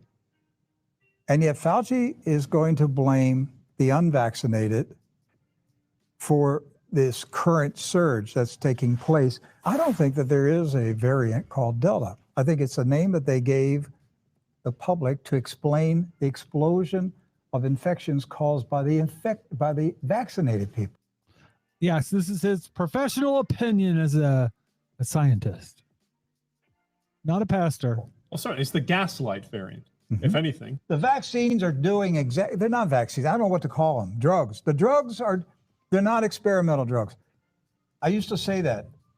The drugs are doing exactly what they were designed to do. The kill shots. Satanic serum. Satanic serum, everybody. They're satanic serum. I am infected with Satan. There you go, satanic Yeah. serum. Satanic serum. It's the genocide. We're witnessing for the first time in human history global genocide. Compliments of the Church of Satan. The Communist Party is the political arm of the Church of Satan. These people that are running the world are Satanists. They're killing off massive numbers of people. With vaccines. They're killing off millions. No, it wasn't the virus. It's doing exactly what it was created to do. And, you know, this was their plan all along, was to shame the unvaccinated people into thinking that you're killing these other people, but really. How dare you think that taking a polio vaccine. Oh. It's the truth. It's the vaccinated seem to be carrying whatever this bio. It's the vaccinated that are carrying polio. God, stupid people. Weapon is that they're unleashing on all of us. I mean, you went a whole year. I shook 10,000 hands last year on the campaign trail. I didn't catch it. You didn't catch it all last year. It wasn't until people started getting vaccinated, people started getting really sick. Yes. So, And I'm convinced that my infection and the explosion that we had here in our staff, among my family and friends, 20-some people altogether infected suddenly. I believe it came from a vaccinated person coming into this building. It's a vaccinated person came into this building. Mind you, 20 people got COVID. They weren't vaccinated. It wasn't those people. No, it was an unvaccinated fuck. This is what I'm talking about when I talk about conservatives talk about hypotheticals that don't mean anything ever, you know? I mean, literally, this guy is talking about a vaccine that doesn't have anything to do. It's a hypothetical to make a point. What? That he's being targeted for COVID. It's not the 20 people that have COVID on his staff. God. Who was shedding the virus. And I believe that's how it happened. We are at a critical juncture in America. As each day goes by, vaccine mandates increase. The government, both federal, state, and local, is in the role of the bully. They will tell you they are just doing it for the safety of you and others. But what about for freedom's sake? What's more important? What's more important? Polio or freedom? I'm going to go with freedom. Patrick Henry once famously said, "Give me liberty or give me death," when standing up to British rule. Give me COVID or give me death. In this modern day America, we are moving toward government bondage yet again. The bondage of vaccines. Unvaccinated in this country will now be considered second-class citizens in the workplace and in society, wherever they go. It's playing out before our eyes. What are you going to do about it? In France and other countries, they're taking to the streets, saying enough is enough. We're done with your vaccine mandates. We're done with the fear. We're done with the government knows best control. We're done with follow the science when the science doesn't even make sense half the time. And I don't know about you, but I'm sick of it. Kids in masks, vaccinated people now back to wearing masks, the unvaccinated seen as the lepers of society. Folks, it is time for a serious movement to stop this tyrannical nonsense. No violence, mind you. No violence, but something's got to be done. Please, no violence. Please, no violence, but we got to do something. But it's time for the powers that be to hear our voices, kind of like this classic scene from the movie Network. I want you to get up now. I want all of you to get up out of your chairs. I want you to get up right now and go to the window, open it, and stick your head out and yell, I'm as mad as hell, and I'm not going to take this anymore. That doesn't seem unhinged at all. We have not complied in 18 months, nor will we comply with the next round of shutdowns, mask mandates, vaccine mandates. Ahab looks at Elijah and says, you're the one troubling Israel? No. Elijah is in God's favor. He's God's prophet. He's doing what God told him to do. We are not the ones who are troubling our cities. It's the devil troubling us. It's the devil. It's a wicked, perverse government troubling us. It's the devil. Because we refuse to mask and we refuse to vax, or we refuse to quit going to church, or we refuse to quit shaking hands and baptizing over 1,000 people. Well, we're the ones troubling the cities, but we say that you are the liars and the godless, demonic leaders and politicians. Giving us that Satan juice. And injecting it. Spraying it everywhere. The Satan juice is going to get you. Government authorities, you are the ones that are trying to spray that juice all over us. Troubling us. We refuse to comply with you. We will not take... Somebody told me the other day, you're a media whore. We will not take your juice. Oh, God. This guy, by the way, yeah.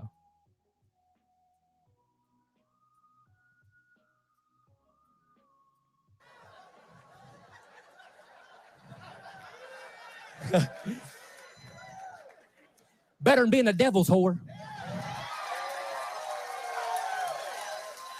Better than being Kamala Harris's whore.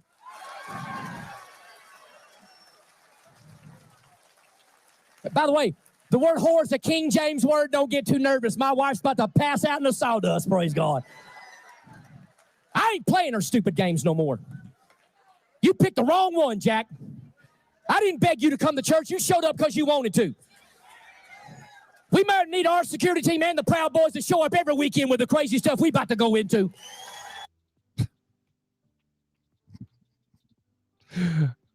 Truer words were never spoken. We let them all show up. Starting a January 6th insurrection commission. So when they finally get back to Congress, you know, because they take a whole month off because we pay their salaries to them wicked people. They sit around with their toes in the sand without a mask and get all mad at us when we show up at church without one, right?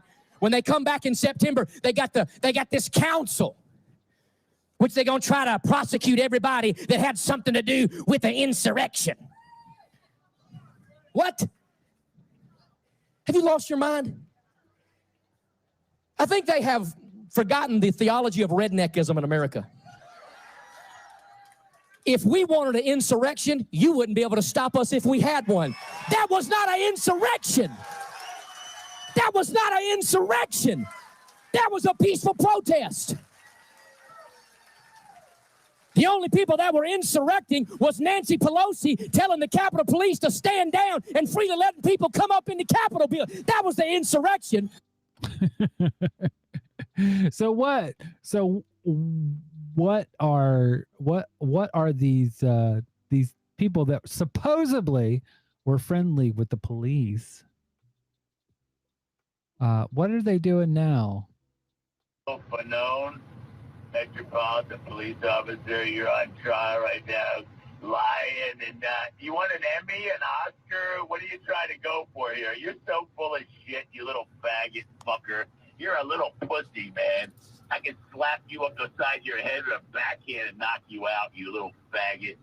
This is literally what Trumpers are doing. This is a Capitol Police officer that said stuff that Trumpers didn't like.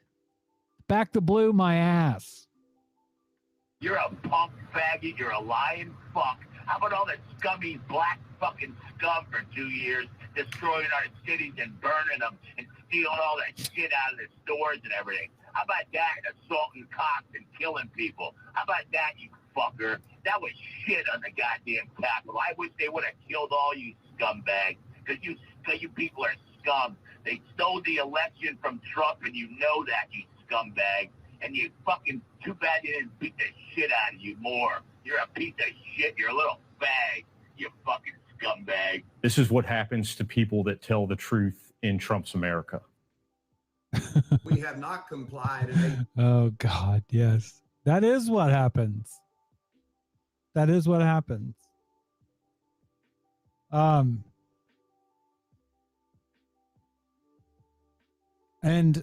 the right of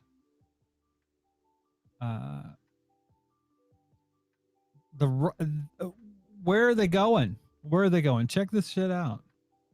These are where these MAGA folks are going. It is time that we up level. It's time that we level up our show of force. And for those wussies that are sitting at home right now, that are watching their Fox News and CNN and watching their social media, and you pretend like you're a conservative, you pretend like you're Republican, and you're pretending like you're fighting the commies, and for you to sit there and buy into this MSM narrative, hook, line, and sinker, that we are national terrorists, domestic terrorists, that we are violent, that we were so inappropriate and so embarrassing to you guys, and you are disgusted by our display. You are never a real patriot. You should be ashamed of yourself. How dare you throw these patriots that have been there all day yesterday and fighting the real commies? We're the ones that war fighting for you guys. How dare you say that you're ashamed of us? What kind of a patriot are you? You're no patriot if you're so quick to throw your fellow patriots under the bus for actually going to war and doing the dirty work that you won't do because you're sitting at home comfortable on your couch reading the MSM and buying into their narrative, and you're disgusted by us. We're disgusted by you. What we saw yesterday was the most epic form of resistance that we have seen in some time. This was the spirit of 1776 emanating from all of us, every fiber of our beings. It was this true spirit of resistance, not these people that go to these ridiculous rallies over and over every weekend, honking their horns, waving their American flags. I mean, that's great, but you pretend that you're fighting the commies, that you pretend you're 1776, but you are not 1776 if you're not willing to put yourself at risk and do what we did yesterday. You're just all talk and no walk. This had to be done. This had to be done. We had to level up our level of resistance and fighting back, or we'll never, ever, ever fight back and never get what we want. And we will be deserving of this government, this tyrannical government. So let me say this. It is time, because we have tried every means. We've been nice. We've been polite. We've followed the rules. We've exhausted our legal means and our civil means. We've done all of that, and nothing has worked. So it is time to show us a show of force. Yesterday was symbolic, and I hope that this is the start where we level up our show of force, where we level up our show of fight and bravery and real courage. Yesterday was symbolic, and I hope that people start seeing it as heroic and jumping in on the action, and that it's contagious, because we need more of it, not less. We need more of what happened yesterday, not less, and do not let the media brainwash you into thinking yesterday was some bad or evil or shameful thing. When I look at the images of what happened in the videos, because I was on the ground and I saw what happened and what we went through, I am proud. I've never felt more pride in my heart and soul than yesterday, and by seeing these images. And you should be proud too. And if You should be proud. That's what they're getting at now. You should be proud. Oh, Lord have mercy. Anyways, I think that's enough for tonight. I do have some more videos. I am going to, it's close to midnight here. We've been going what? 2 hours. I do have more stuff, but I'm going to save it. This is something that I haven't done. I'm actually going to delete all the ones that I played, and I'll keep them for next time. But I do want to play this one. This made me laugh. Actually, I'm going to play 3 more videos.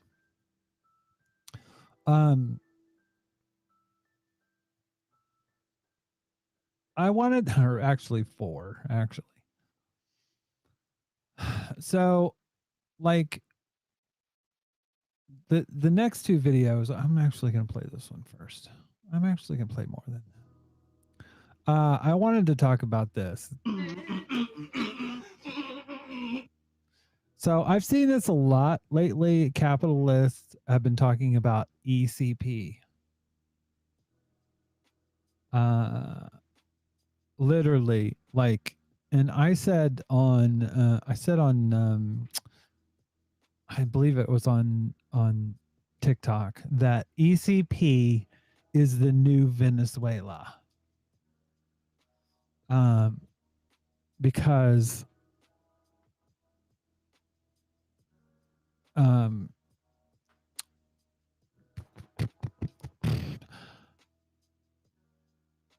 so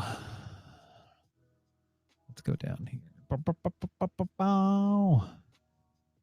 So basically, it stands for economic calculation problem, and it's you can get into the dirt by going and searching this out, but basically, they're arguing that market forces, if you don't have them, then there's not a way to rationally allocate resources. And like literally again, you get, but it does remind me of, it does seem like this.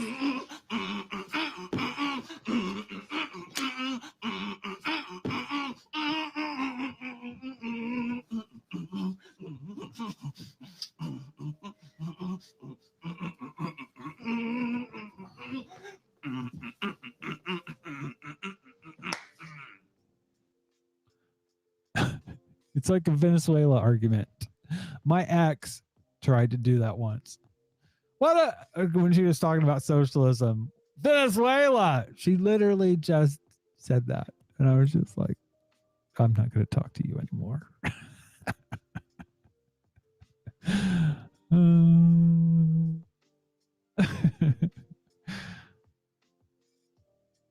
I'm sorry, Adam. I'm driving you to drink. But I thought that was funny. But you have to keep. Here's the thing with the internet. I wanted to play this. Okay, let's talk about this, but not in the way that y'all think. So I woke up this morning to more hate than usual, and I was like, all right, something's going on. I've been posting less, staying out of trouble, something's going down. And it's because I Speak made yet another 2 to 3 minute video about me. And honestly, yo, at this point, it just feels like we're back in high school with all this petty TikTok drama that you're seeing everywhere. Look at the caption. Look at the drama. Especially if you're going to blatantly lie and foster hate toward me. Like, yo. Here's a quick summary for those who are new. I Speak and I had a little situation back in the day. Him and his mutuals had a conversation about pro-blackness. I critiqued that conversation and said it lacked a little bit of intersectionality, said I was going to go live with my mutuals to talk about it. I Speak didn't like that, so we had a conversation about it. A 2-hour Zoom conversation, mind you. After this conversation, he said he was going to wait for my live stream to hear me out, to listen about how to be a little bit more intersectional. And then 2 days later, he blocks me out of the clear blue. Now he's saying it's because I involved myself in some US Navy situation. Bruh, I commented on one of his videos. I don't even remember what it was about. It was never that deep. All I did was comment asking a question. So obviously I'm not going to think that after we have a whole 2-hour conversation, you're going to block me randomly because I commented asking you a question. But anyways, I mentioned that I Speak blocked me. Somebody asked me in my comments why he blocked me. And I said, well, maybe it's because of the whole intersectional thing. I guess. Again, I guess, a guess. And no, I didn't reach out to ask why he blocked me because we had just talked for 2 hours 2 days before that, and I felt like it was a waste of both of our time for him to just block me randomly 2 days later. So why would I waste even more of my time? Here's the thing. In life, not everyone's going to like you. Not everyone's going to agree with you. Not everyone is going to have the same perception of you that you have of yourself. And that is okay. Why do you feel the need to defend yourself every single time someone in the comments suggests that you're performative? Just let your work speak for itself. People on this app hate on me on a daily basis. Some people have built their entire platforms off of hating on me. And I'm sure iSpeak has the exact same experience. But I don't feel the need to defend myself every single time someone comes for me saying that they disagree with me or say that I'm bad. That's the important thing that I wanted to talk about here. Just because somebody disagrees with you, or you don't, I mean, you don't need to respond to everything.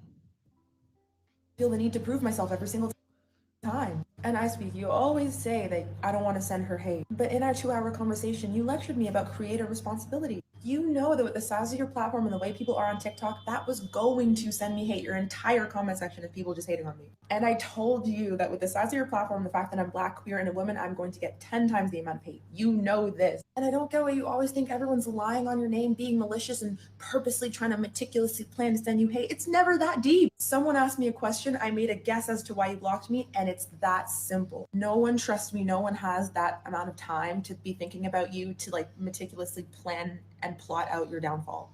And it's really interesting how you made a guess about a live stream that you know nothing about, saying that I was like purposely being awful to you. Yet I guessed why you blocked me, and that was me lying, being a liar. So you're allowed to guess and it's fine, but when I guess, I'm a liar. This is so dumb. Why is TikTok like this? If you want to And it's like high school, like literally, like people never grow up after high school. They don't. This is what happens. They just go on the internet and do the same shit.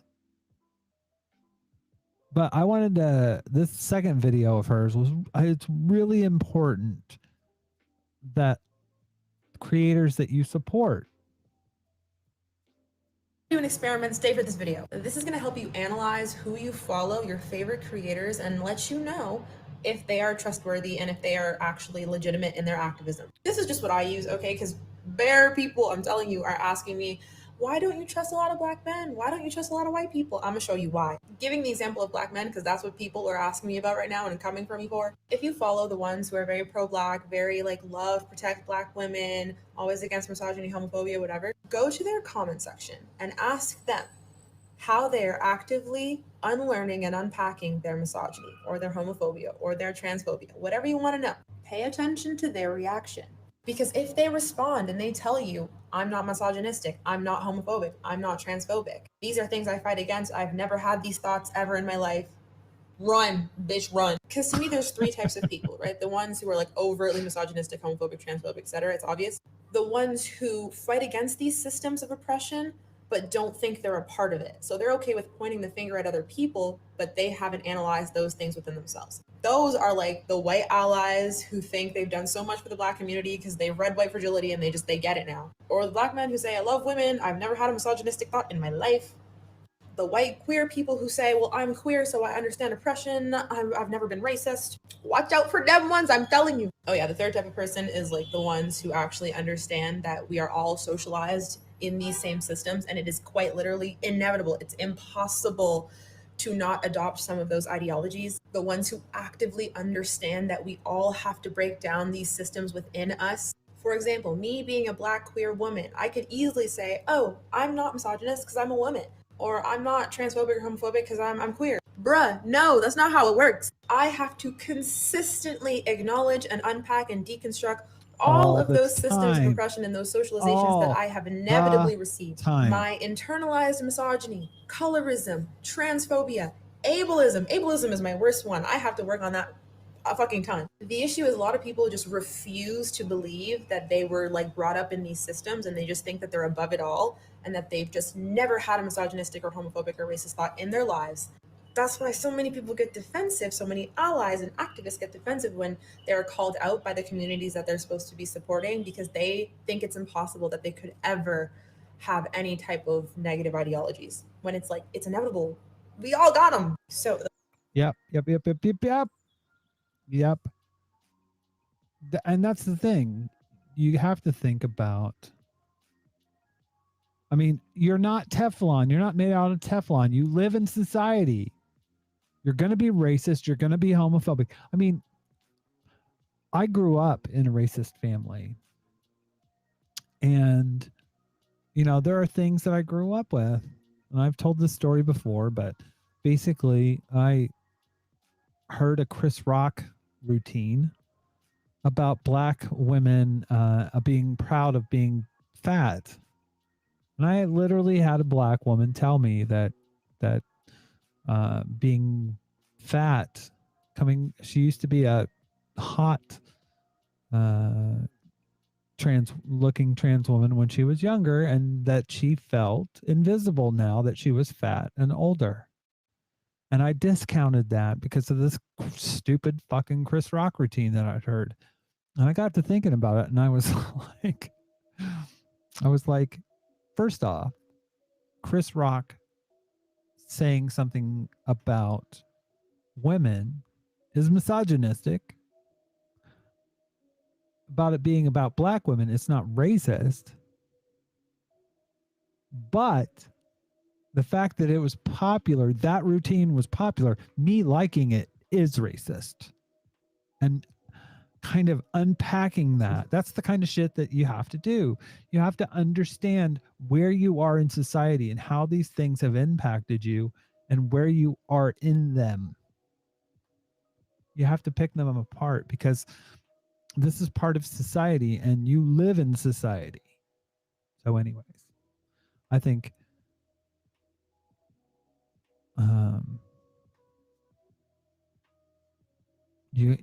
you have to take things apart and understand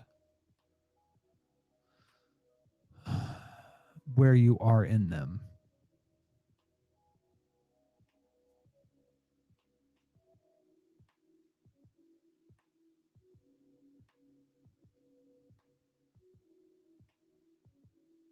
And Adam, that sounds like a cool song. I actually like to hear it. But it's weird how people will anthropomorphize things. And you have to understanding those things.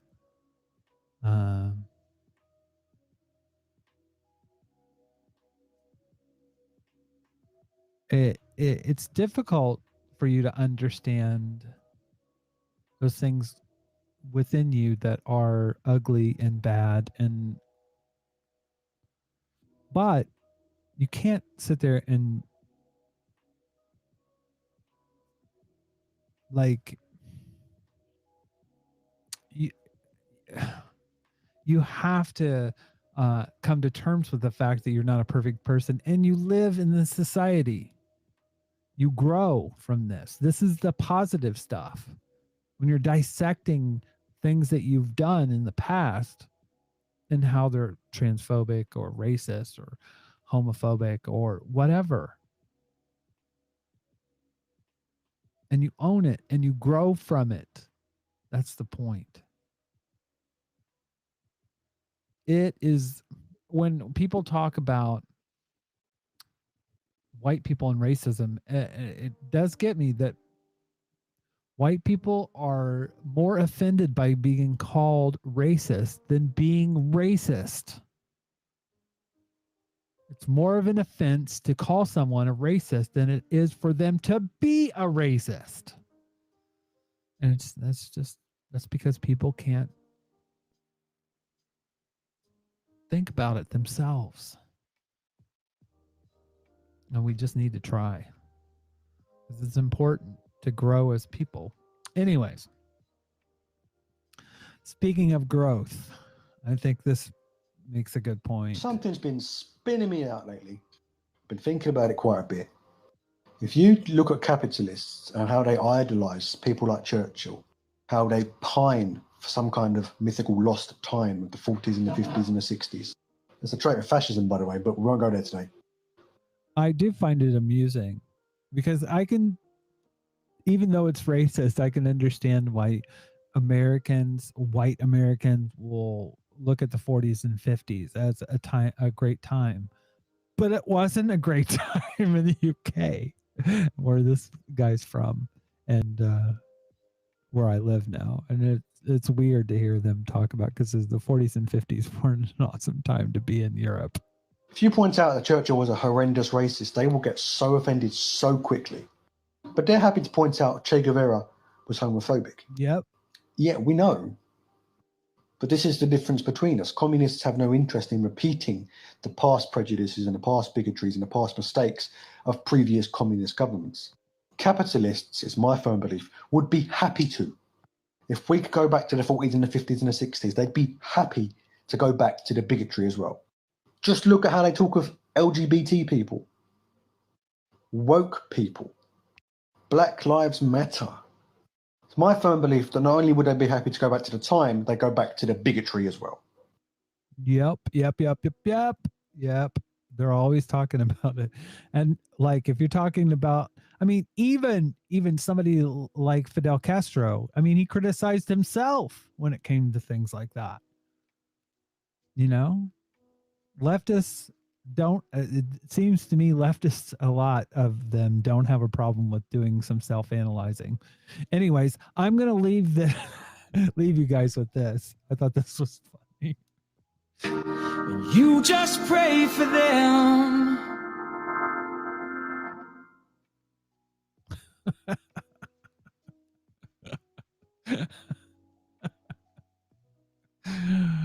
Oh, Lord have mercy. Anyways, enjoy the evening, folks. I will see you back here on Saturday, I think. I think.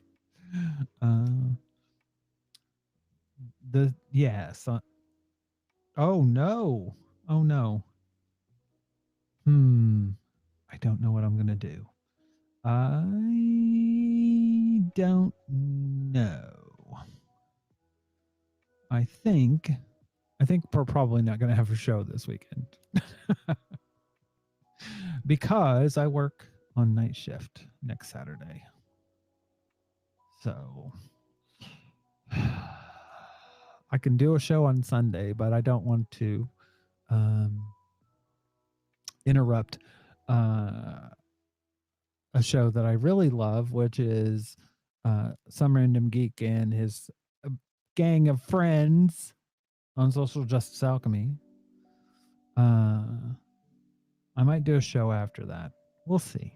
We'll see how it plays out. But that being said, the thing is, no, I'm not going to. I've got a long stretch of work. I will see you next week. I will see you next Wednesday.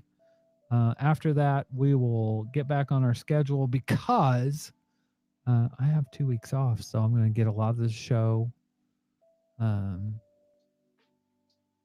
lot of stuff done with the show during that 2 weeks. I want to work on some things. And we're going to have more guests coming up.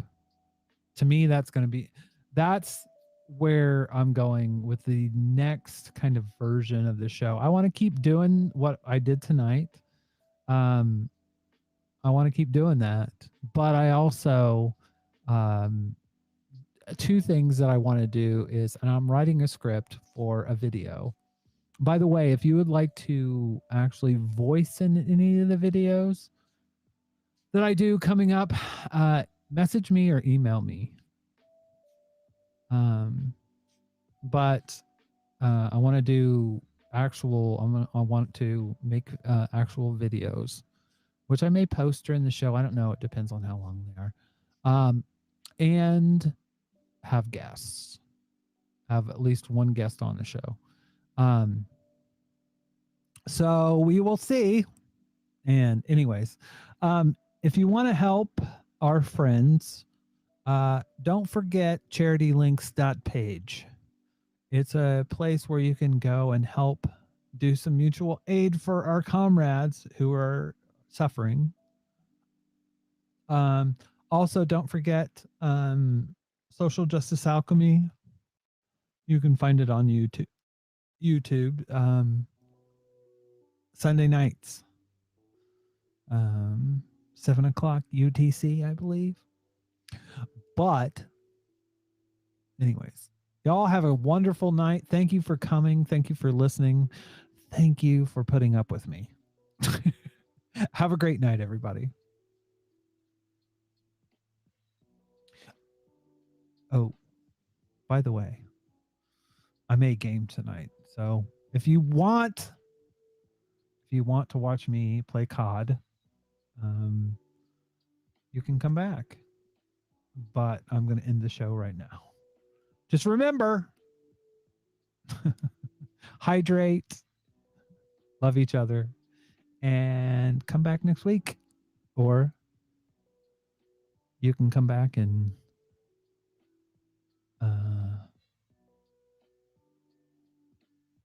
just watch me play. Anyways, take care, everybody. Have a good night. Oh, and Adam, that would be awesome. Any way that you can help out is awesome.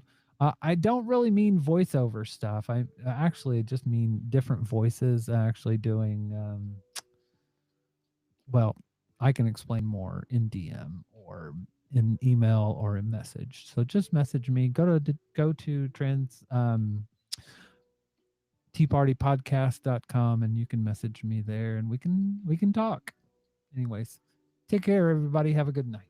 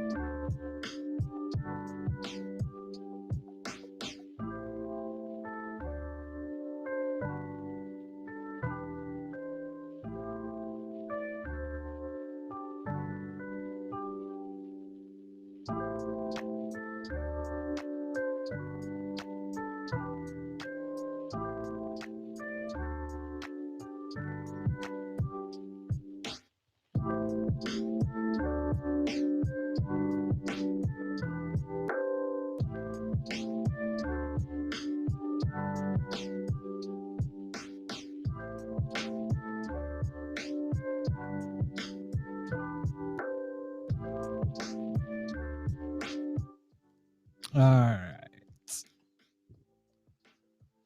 I gotta find my controller. Welcome back to everybody that was watching the show. That's a bit loud.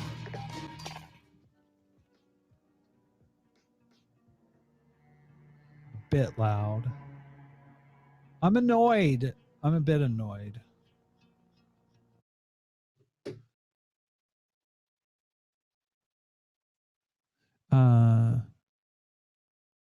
Oh, poo. Do. Oh, here we go. Oh. So I've been playing this payload. I'm not kidding you. Like a few days ago, I literally had somebody on here. They were 4. I think, I don't know how old they were, but not old. They were talking about, oh, you should add me. I'm the orange guy. They had to be like 4. It was unfreaking believable. Oh, what did I just do? I just harmed myself. Oh dear. There we go. I actually switched over to, because there is some lag on this sometimes. So I can see the chat and I can see. my stream and everything, but I can actually see it on the screen. So basically what you're doing is escort one of them, you escort, the other one you fight against. What's funny is there were literally these kids and they couldn't have been older than probably 7 or 8. And I'm just like, Jesus Christ, are you kidding me? Oh, by the way, it looks like my my camera has frozen and not in a good place. I can always fix that though. I've realized how to fix that. By the way, this is getting ready. I just let myself crash. Oh.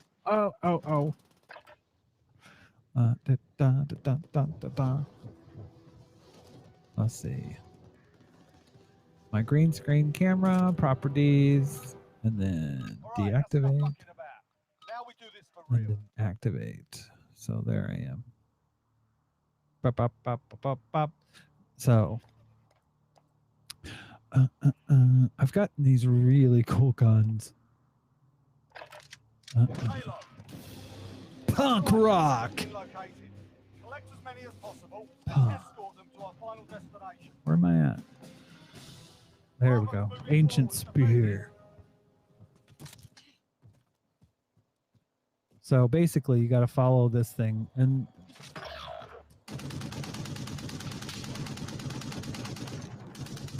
you got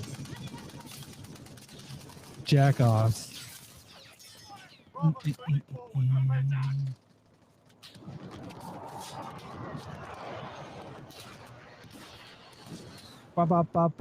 Hello, friend. Hello, can I help you?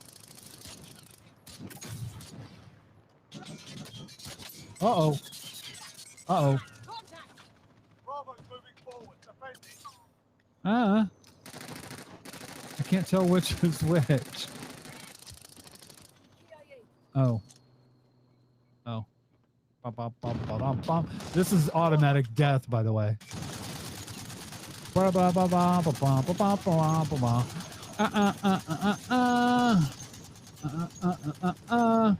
didn't die. Boy, that's surprising. Usually, that's automatic death. Uh-oh. Uh-oh.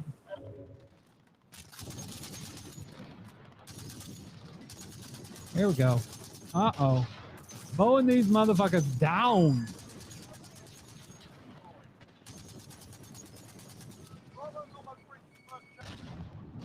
Uh-oh. Uh-oh. I see you over there. I see ya. I see ya. Uh-oh. Bop, bop, bop, bop, bop, bop. I'm gonna die here. I better back up. Better back up. Bop, bop. Oh, I did.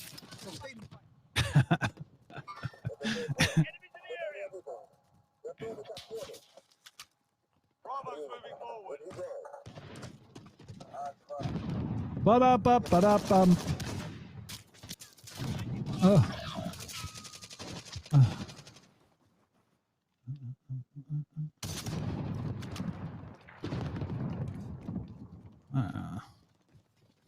Bravo's moving forward. Defend it. Da-da-da-da-da-da. So basically, once I get to this point, I like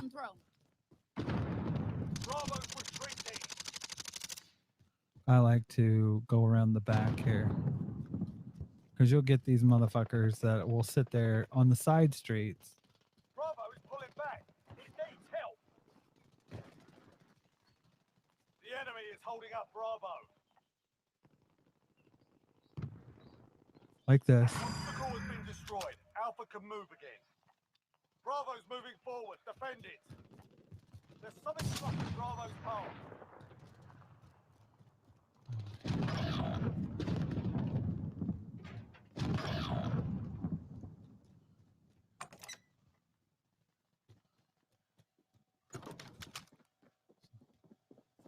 Basically. Oh, Bravo's blocked.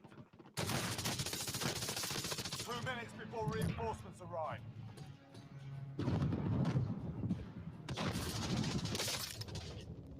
Gotta get back in the game. ah! Somebody knew what I was doing. Alpha's pushed the front line. So you can see what's going on. Bravo's blocked.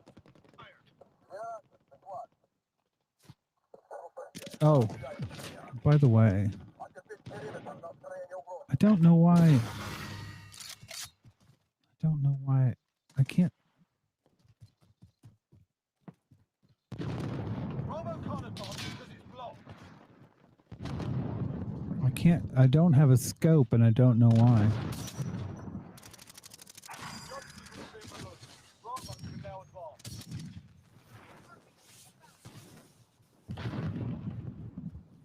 Ba-dum-bum, ba-dum-bum, ba-dum-bum-bum. Ba-bum-ba-bum-bum. Probably won't be as fun. Ay, ay, ay.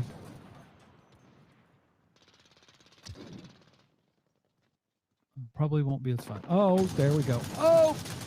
Oh! This thing's a monster, man. Uh-oh. Hey!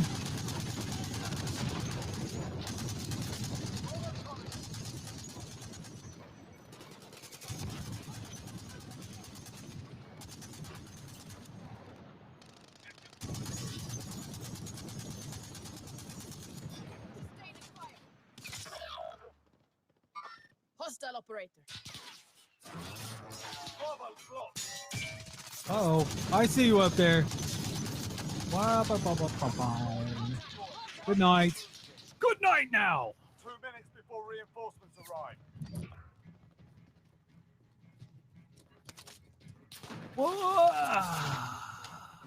Please, please, please, please, please, please, please, please. Oh, yes. Now let's start killing some of these fuckers.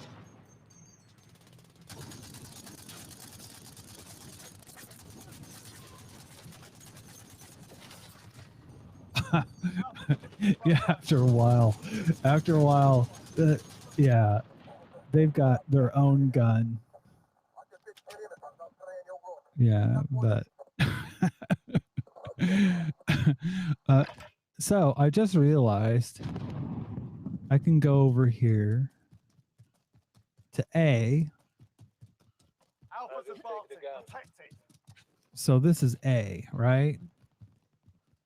So if you look where A's at, it's way down there. It's way down there. But B isn't as far. So like literally. What's this? Alpha's blocked. Hold. You have new orders. Complete the objective and get back here as quickly as you can. All right. I'll do that. Alpha can move now that the obstacle has been destroyed. Alpha is nearing its final destination.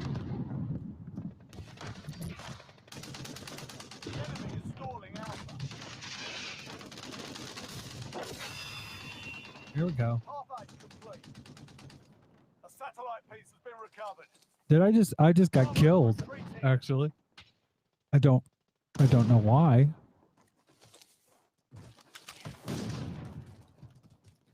Bravo is pulling back. It needs help. Enemy UAV overhead.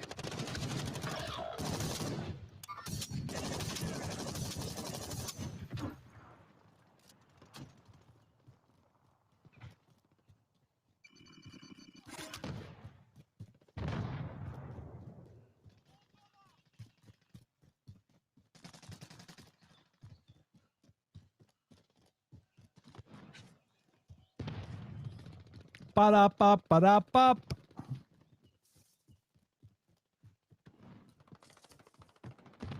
So this is way far away. So dun, dun, dun, dun. Dun, dun, dun, dun, dun. Dun, dun, dun, dun, dun, dun. Like, I don't even know what happened. Like,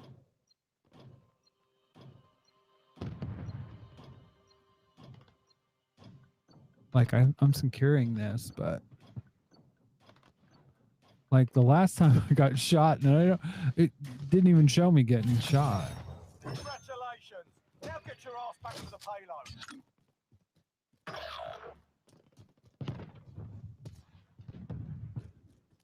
Dun, dun, dun, dun, dun, dun. So what's going on here?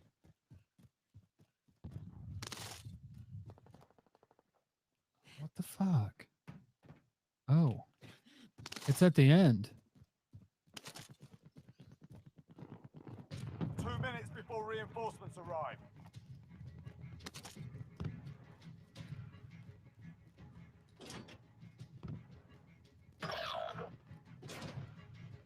Be advised, friendly precision airstrike inbound. God damn it.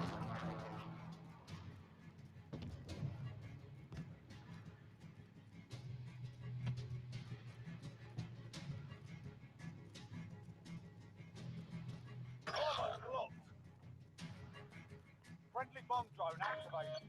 Get back in the battle. Get back in the battle.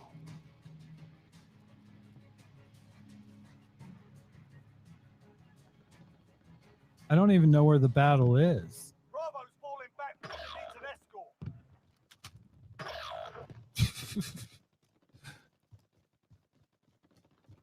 Bravo's blocked. 60 seconds left.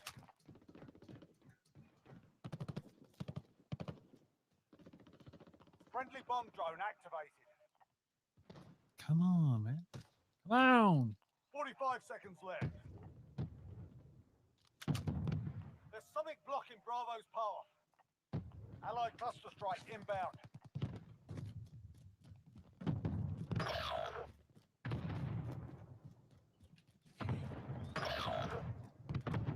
Hostile operator. Bravo can't advance because it's blocked. I can, 20 seconds left. I'm not going to be able to help here. Where are you going? 10 seconds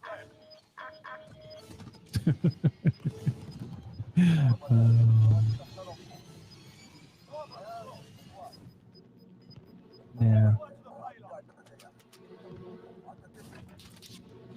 See, this is, I don't even know why I.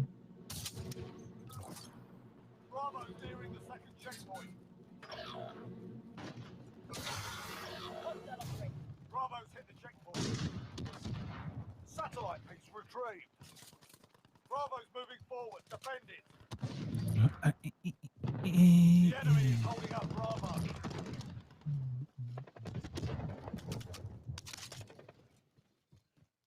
Bravo's moving forward.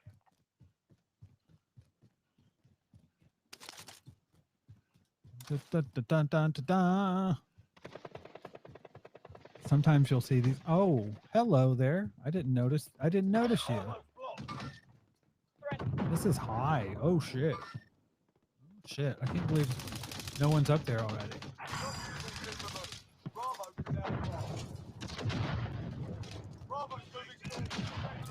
Da, da, da, da, da, da.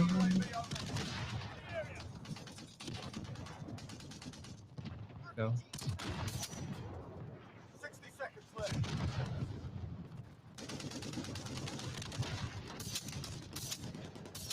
Friendly bomb drone active. Dun, dun, dun, dun, dun, dun. 45 seconds left. Bravo's nearing its final destination. God.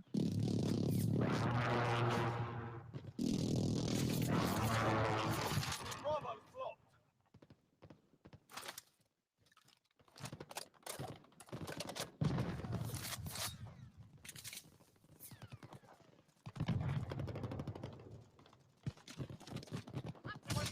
left.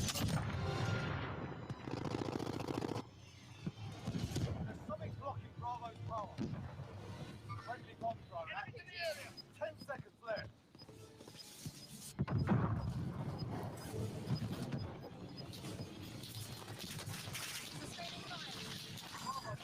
Ah. Who? Payload escort failed. Enemy has been reinforced. Reinforced. Switching sides. Dun dun dun dun dun dun.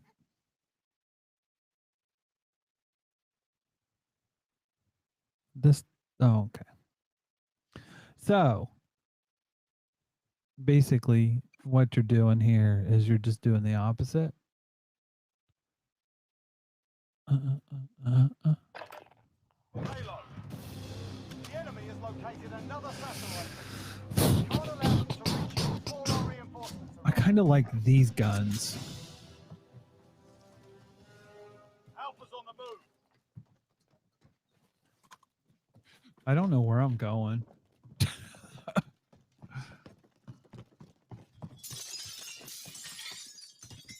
I'm just following my friends. Actually, motherfuckers.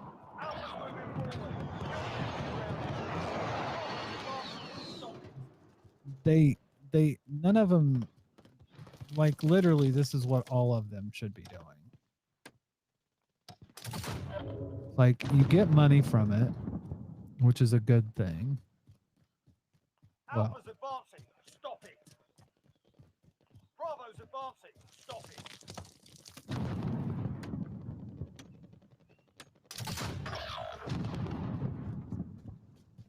like, literally.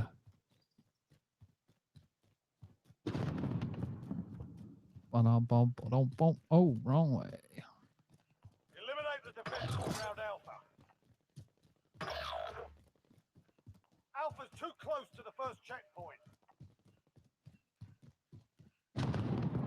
Dun dun dun dun dun dun dun. Their payload got through the first checkpoint. Enemies retreat to satellite piece. We must defend the rest. Eliminate the defenders around Alpha.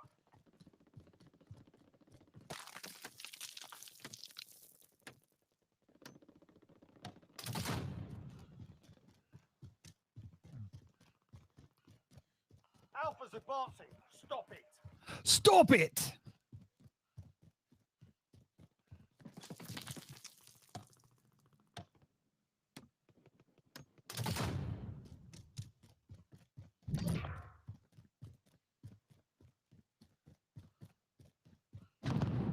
See, this one hasn't beat. Alpha's on the move, so basically, I think that's probably it. Yeah, yeah. They've created all those. So I'm gonna go. Oh, I never. Oh, wow, I've never realized there were mountains off there. Off there. Bump. Because literally, I haven't.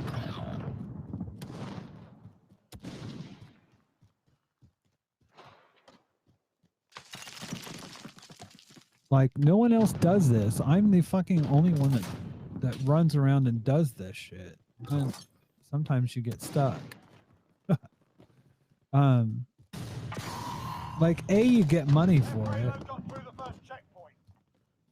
But B, like, you're not going to get anybody stopped unless you do this. All right. Eliminate the defenders around Alpha. So literally. So it looks like they have one up. Yep. They've got their 50 up. Bravo can move now that the enemy removed our obstacle. Alpha's advancing. Stop it. Stop it! You naughty, naughty boy.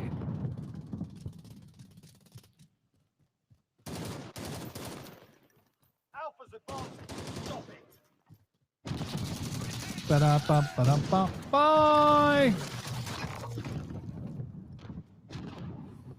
Here we go.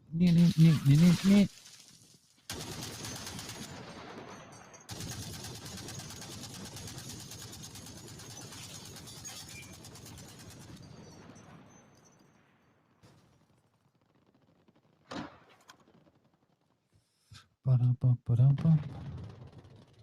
Destroyed our obstacle. Alpha can now advance.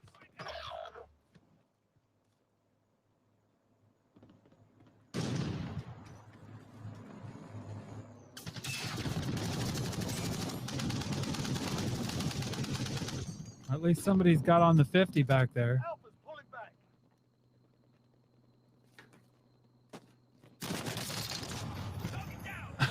It was worth it. Totally worth it.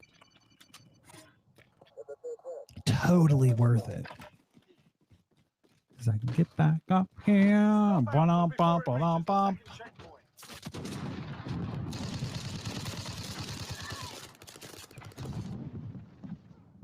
Friendly bomb drone active.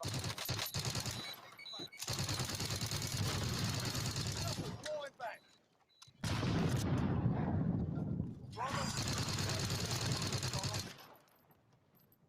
Alpha's falling back. Taking fire.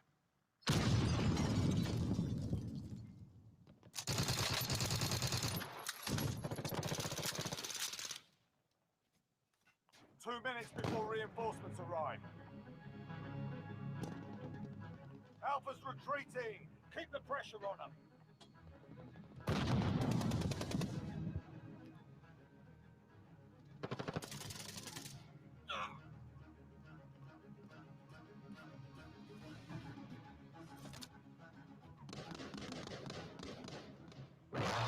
Alpha's retreating.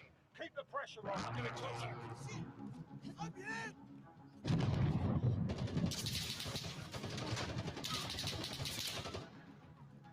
Enemy UAV overhead.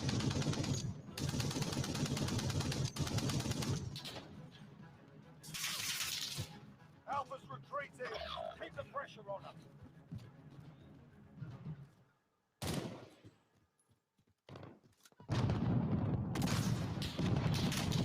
They're lighting me up. Eliminate the defenders around Alpha. 60 seconds left. Alpha's falling back.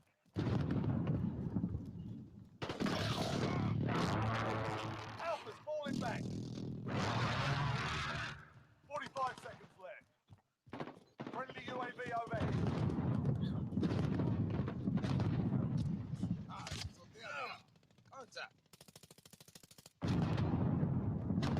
Our obstacle has been destroyed. Bravo can move forward now. Stop Bravo before it reaches the second checkpoint. Alpha's moving forward. Kill the enemy around it. Worth it! Through the second checkpoint. Enemies recovered a satellite piece. We need to defend the rest.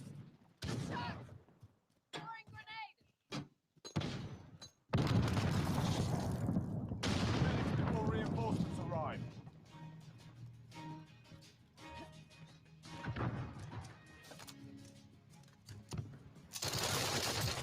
Destroyed our obstacle. Damn it. By the way, 4 people are watching, but nobody's commenting. It's no fun without comments. Oh, no. Ba-dum-bum-ba-dum-bum.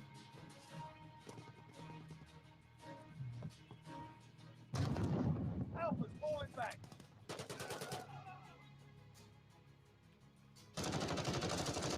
I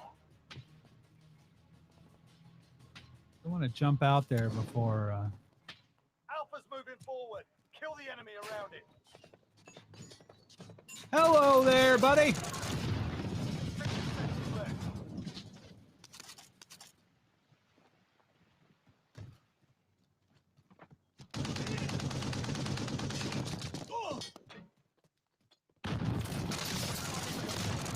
BPA 1 EK. Friendly UAV Hello there. I'm Alfred Brimley. Get in there, man. Shit. Is it? Ah. God damn it. I was wondering why I couldn't get in there, but that's all right. That's all right. Oh, because I'm on the wrong team. Dickhead.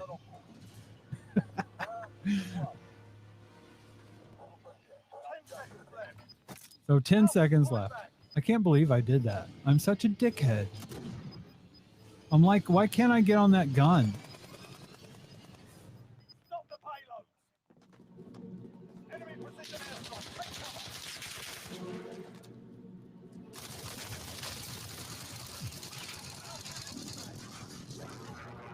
Oh, I don't even know what that was. Excellent work, team. Store the payloads long enough for us.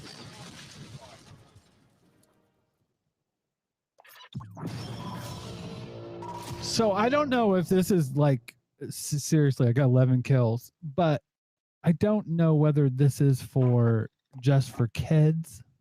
The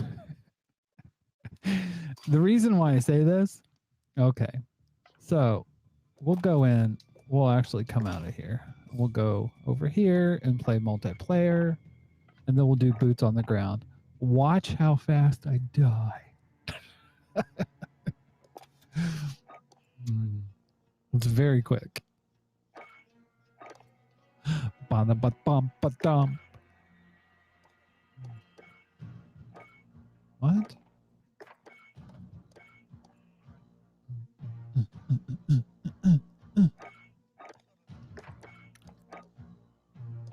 Do I have any new perks?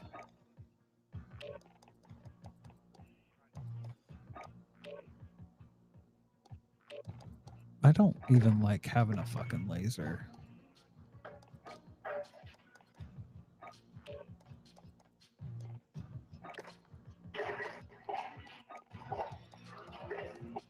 I don't like not having a stock either.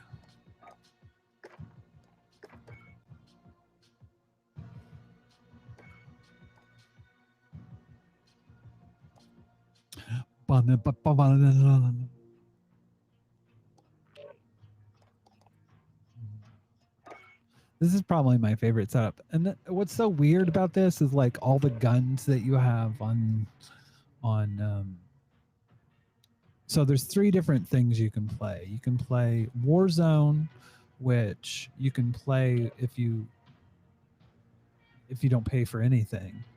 And then there's the 2 Black Ops and Modern Warfare. You can actually play a game that's offline. But you can play online too,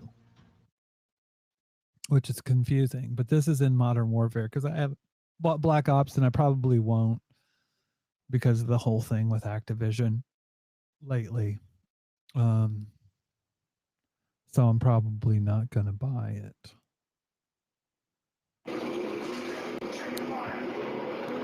because I'm not going to give them any more of my money. So watch how quickly I die.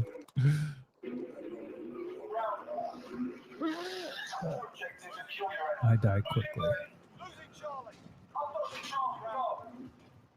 Ba-da-ba-ba-da-ba.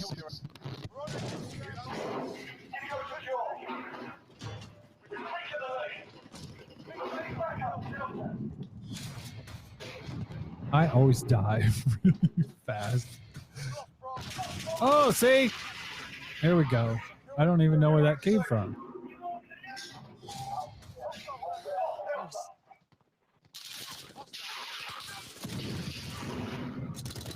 I don't even know where that came from.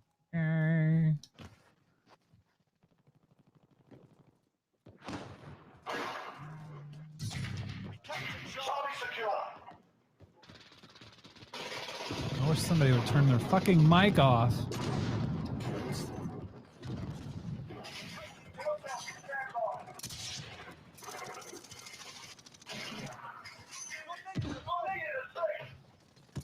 Fuck off. I'm going to see. Don't tell me what to do.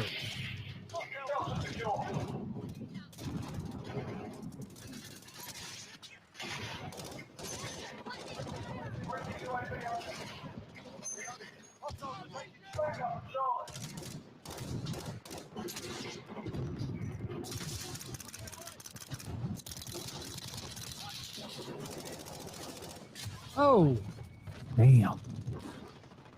Sniper. Doing what snipers do. Sniping. Sniper, no sniping. Here we go. Dun, dun, dun. Uh-oh.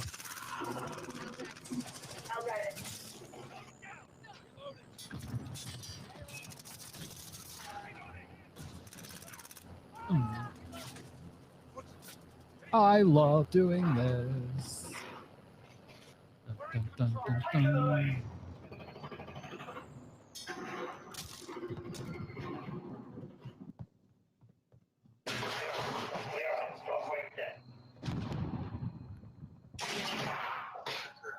Drop point set. Drop point set.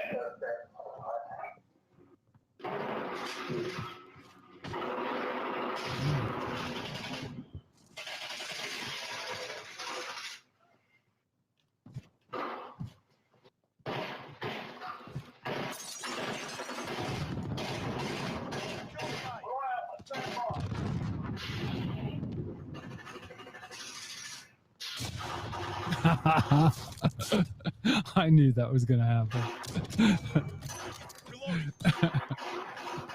Oh,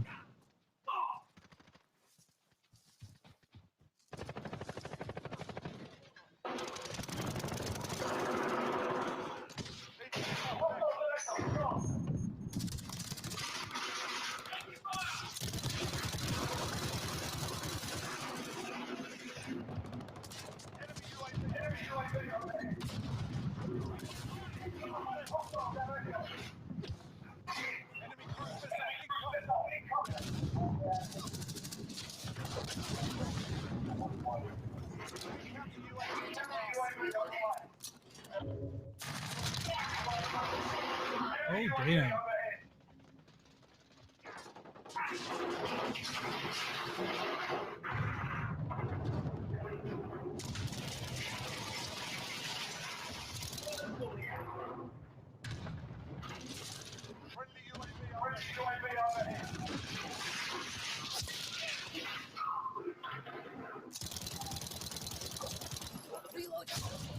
Shit.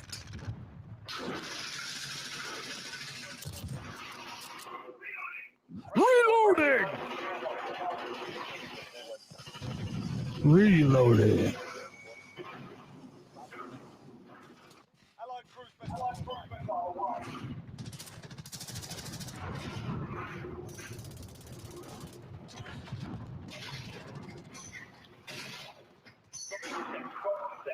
Friendly counter UAV. We still got OPP. Yeah, you know me. I need to poop.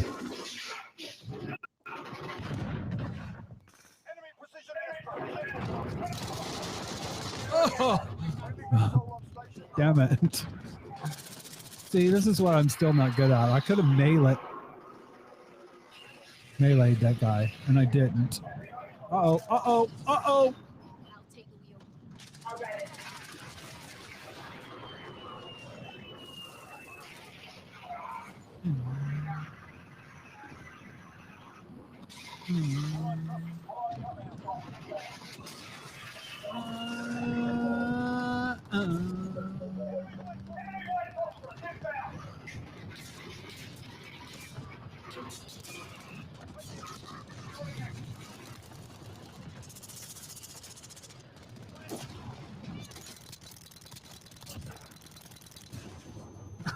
Killed motherfucker when I was in that middle of that shit.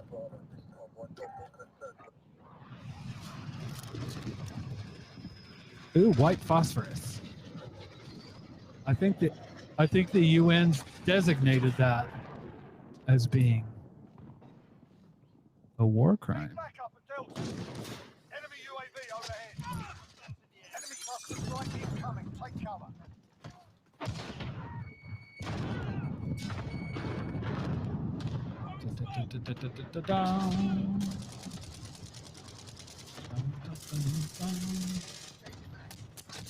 Oh dear. I don't even know what happened there. Oh. Okay. Lost Delta. Friendly UAV overhead.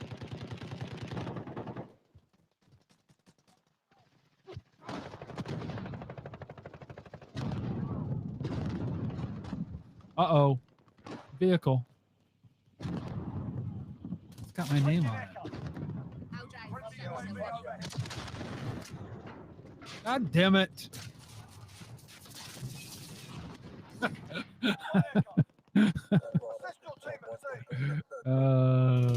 have mercy.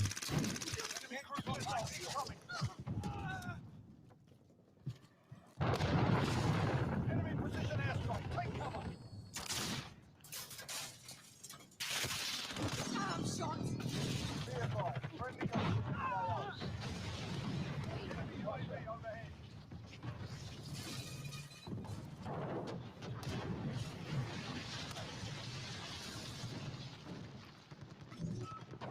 Changing backs.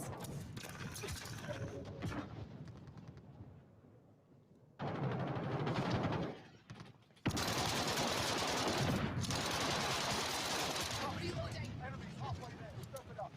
We're taking Delta.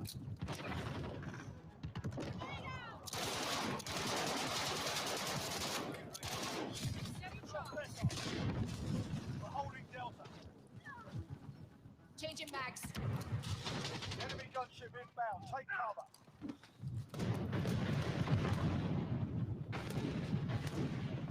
UAV overhead.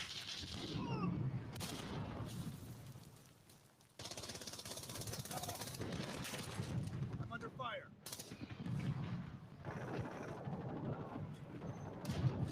Securing Echo.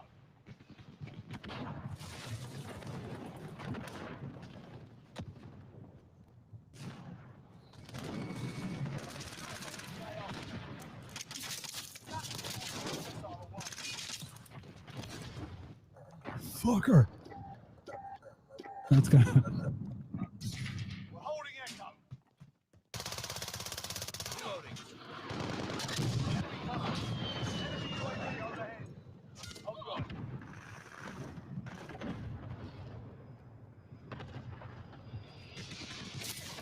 Fucker. Friendly UAV overhead.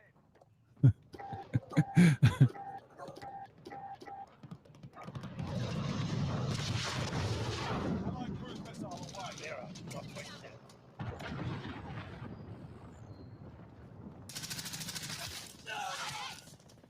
Friendly vehicle. Shite.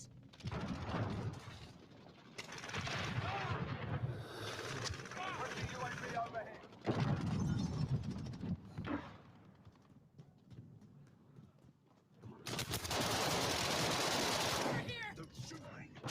Securing A. Enemy UAV overhead.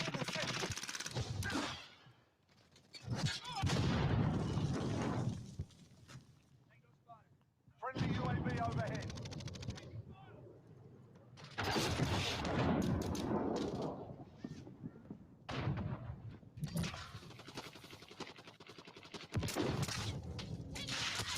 God damn it. Almost made it. I almost made it to the other side.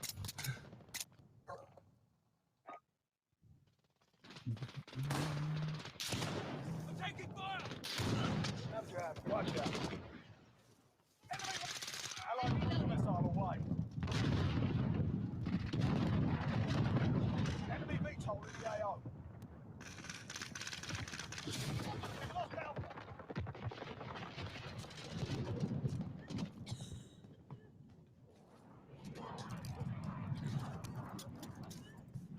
Allied cluster inbound.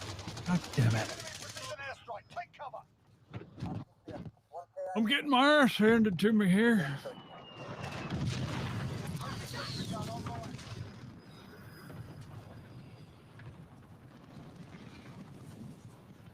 Enemy counter UAV online.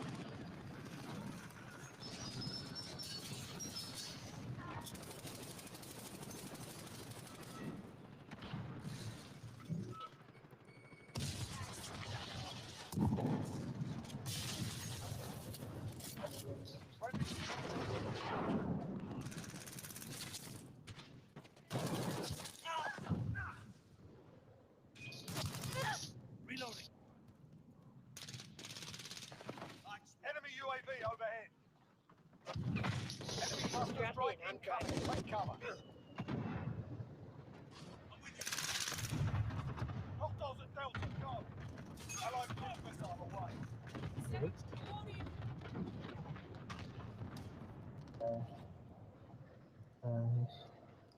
Wow, wow, wow, wow.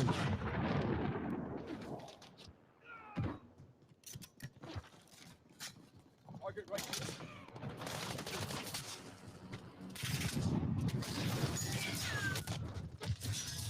Oh man. Uncool. Allied cruise missile away. Uncool. I made it in there.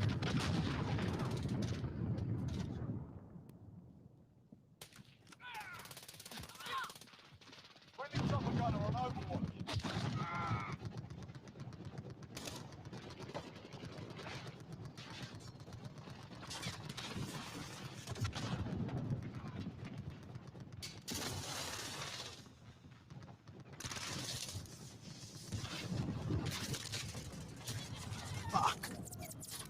Getting my ass handed to me now.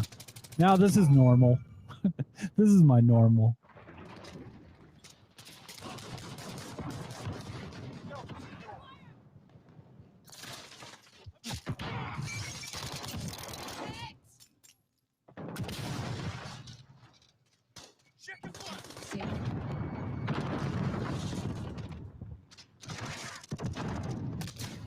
Fuck. Enemy UAV overhead.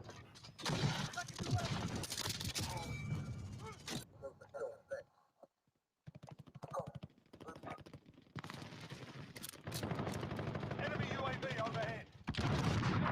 Friendly VTOL on station for overwatch. Really? Oh, okay. From above.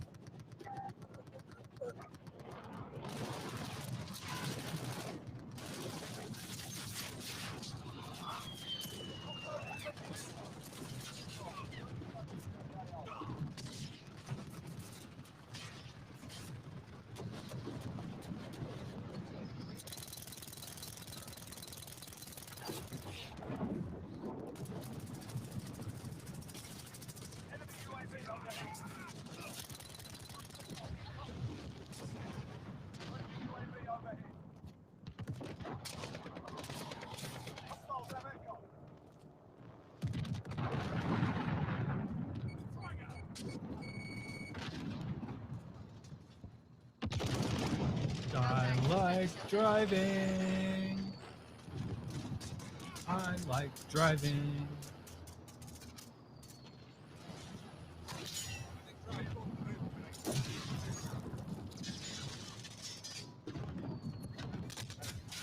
Oh, poo. Friendly emergency airdrop incoming.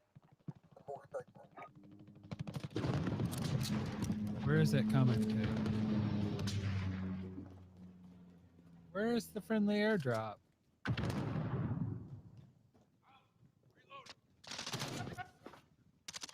Friendly UAV overhead.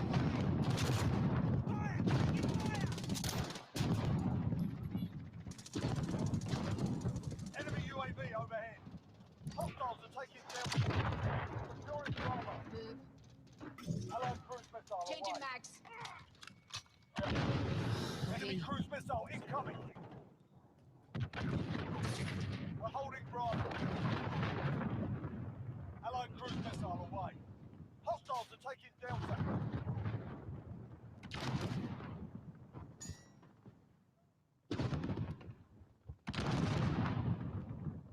Setting charge.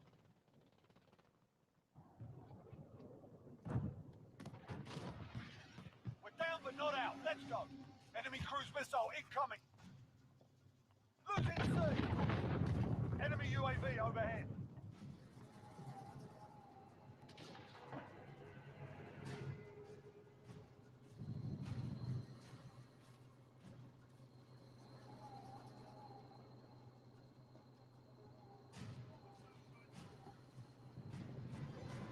Zero. Drop point set. Enemy UAV overhead.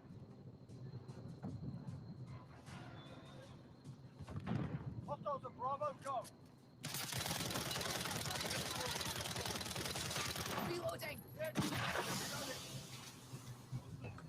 Be advised, friendly precision airstrike.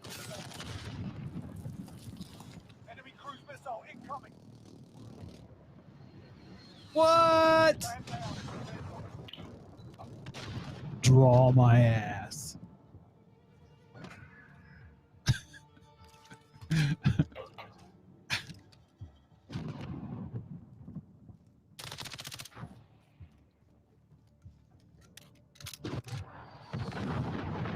I got 4 kills. They were all at the beginning. 16 deaths. I am Jesus. I had that devil juice, apparently.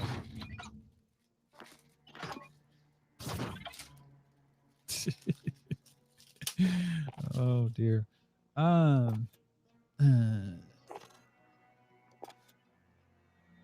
Go into the ba-dum, bum, bum.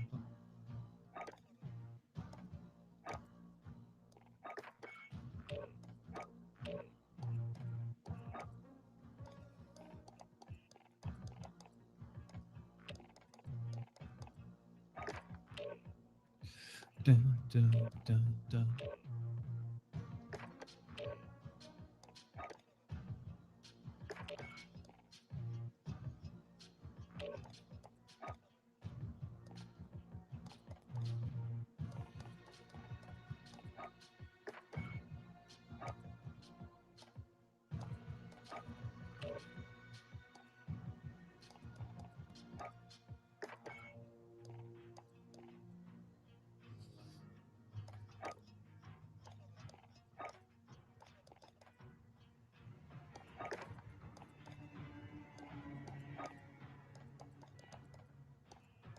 I know you're. Oh, that's what I needed.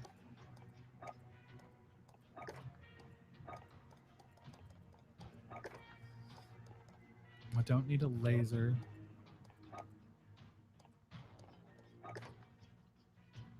Slug round. Perk. That's good.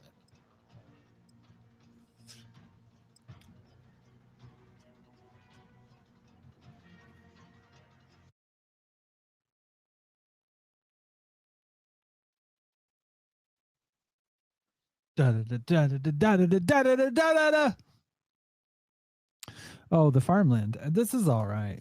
The one that I hate is actually the airport. That you have to go through a series of tubes. I don't want that. I don't want that. This is the one that I want. Hold a passenger. Ground war. Capture objectives and kill your enemies.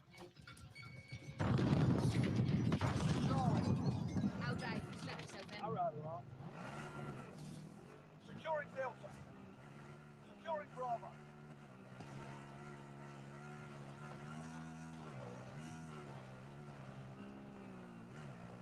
Losing Bravo. Hold ahead.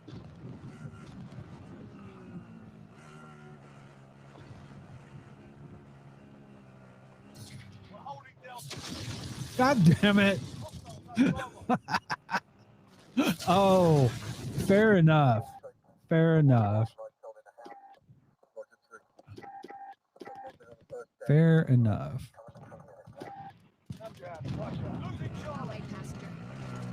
Oh, okay. I feel like I just had this ending.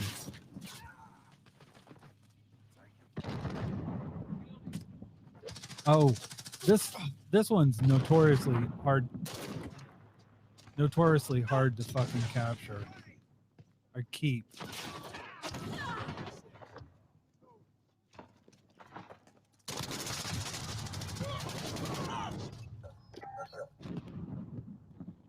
Notorious.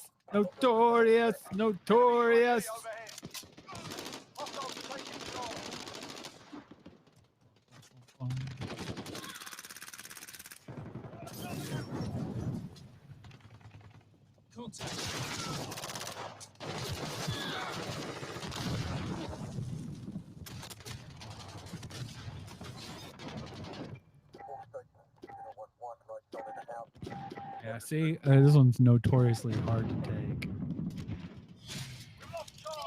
I've got movement.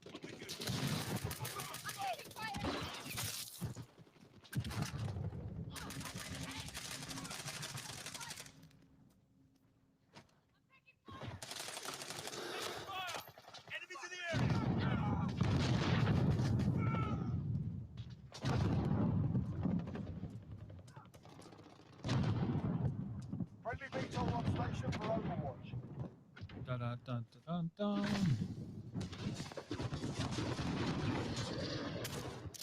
Flash out. We're taking Charlie. Hostiles are south of Charlie.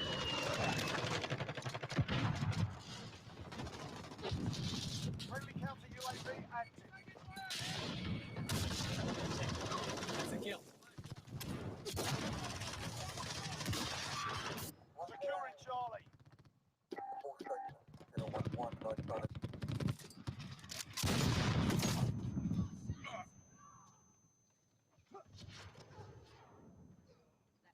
Enemy UAV overhead.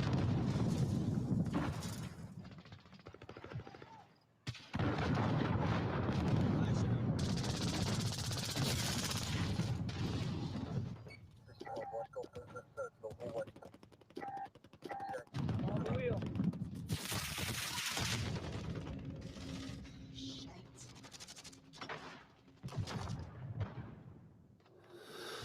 Friendly UAV overhead. Friendly counter UAV. Hostiles are taking Echo. Charlie secure. Hostiles at Delta, go.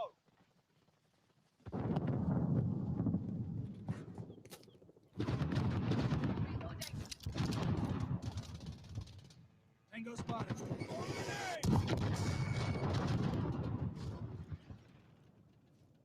Enemy cruise missile incoming.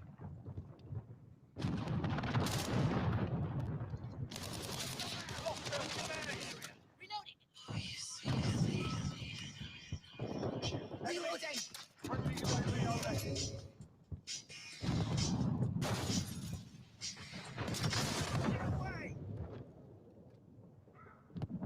Friendly UAV overhead.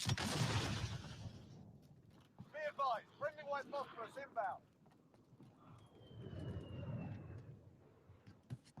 We're taking Delta.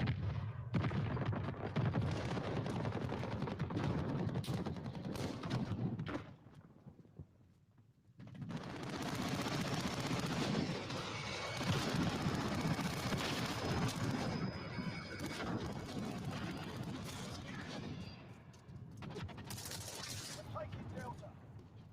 You're needed at sea. See, that's routinely just really fucking hard to take.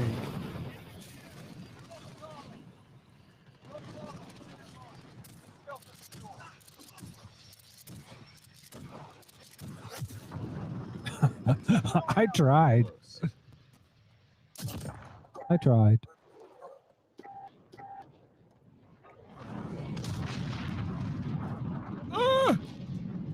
Mommy!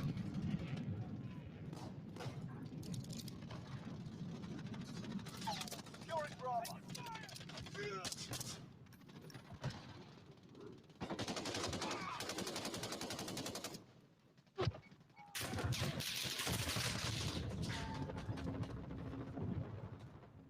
See, I mean, like literally, like this game is, and you can be winning for a while,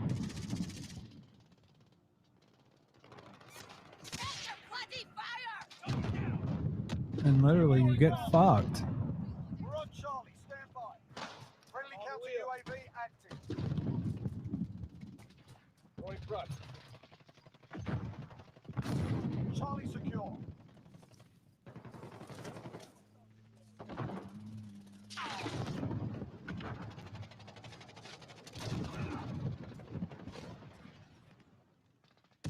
Allied cruise missile away.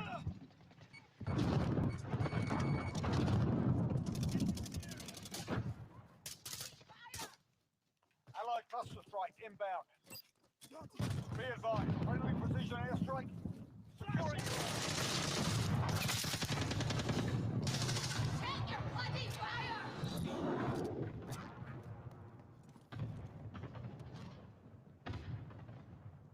Friendly emergency airdropping. Enemy. Friendly support helo inbound. Bravo secure. Enemy. Allied cruise missile.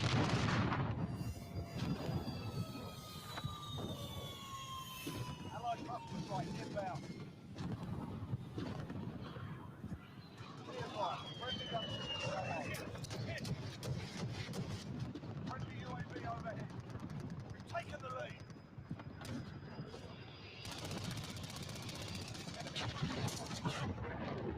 Allied cluster strike inbound. Allied cruise missile away. Be advised, friendly white phosphorus inbound. On wheel. Enemy cruise missile incoming. Be advised, friendly precision airstrike. We're halfway there, keep fighting.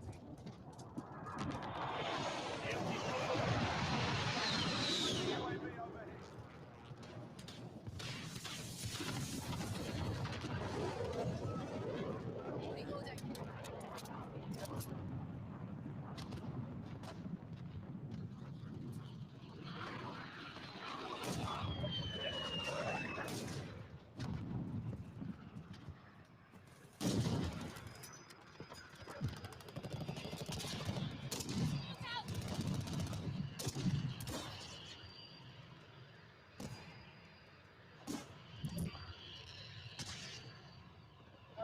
Watch out.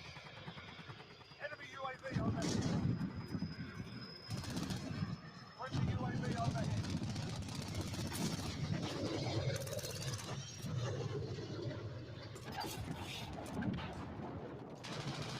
Save you bastards!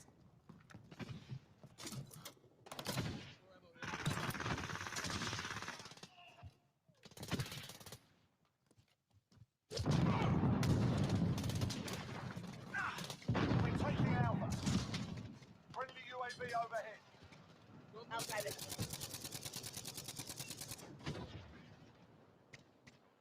Allied cruise missile away. Watch out. Oh, technical nuke. That means our side's probably going to win.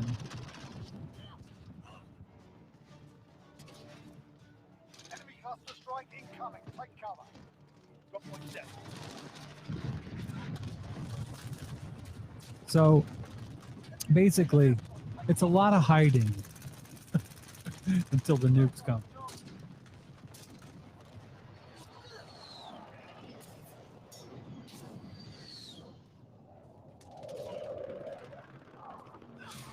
Lost Charlie. Dun, dun, dun, dun, dun, dun, dun. Assist your team at Bravo. Friendly UAV overhead. Hostiles at Delta, go. Securing Charlie.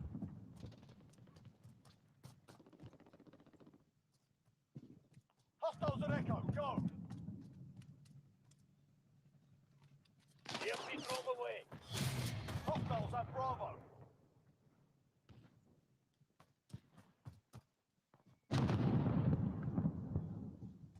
We're taking Charlie.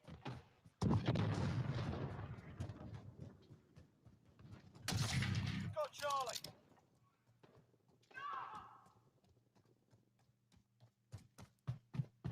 Enemy UAV overhead.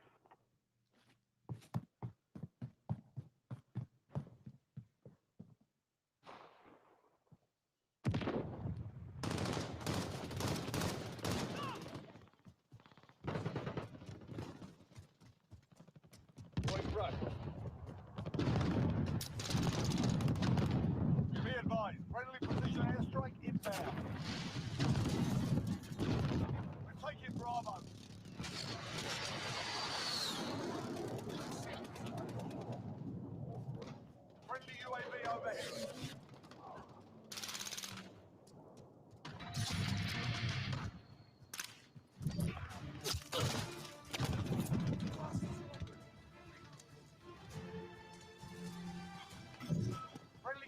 UAV active.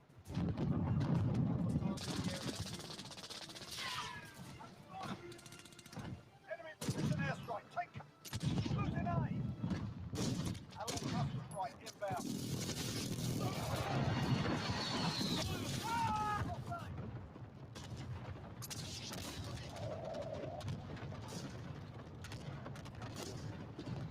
Friendly UAV overhead. Drop point set. I'm shot. We're taking Alpha. That's good. Allied cruise missile away. Enemy lost our fire.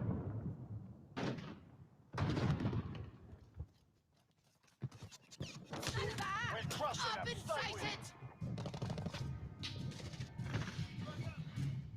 All right.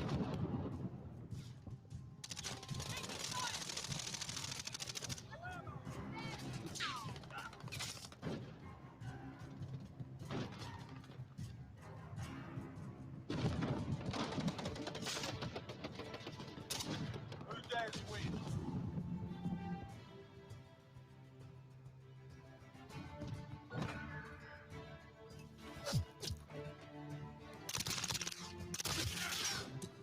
All right. So I think I'm gonna play one more. So like I got 0 kills on that one. I helped capture 1 and 8 deaths. So the thing is, it's fun, but it's a lot of hiding,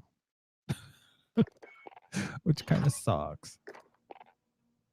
But all right, so I'm gonna leave the lobby. So literally, like the weapons that I have, like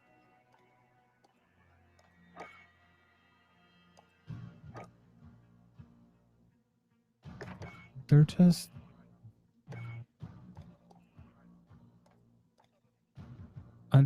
I don't want to. Here's the thing: none of these weapons are really transferable, so it's not fair. Because the ones that are in Warzone, the weapons that are in here, if you look, some of them, the first, actually, couple, but all these good ones down here, they're all Black Ops. So they want you to buy the other one. So basically what I'm going to do, let's play this, is just play something else. Because I'm not going to, until Blizzard comes out with some kind of fucking statement, like they're going to do something, I'm not going to.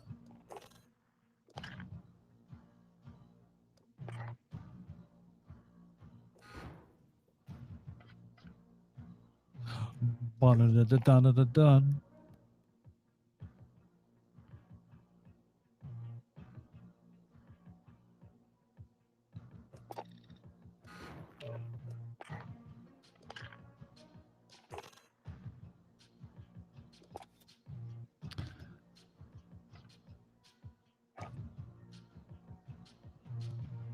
Dirt bike.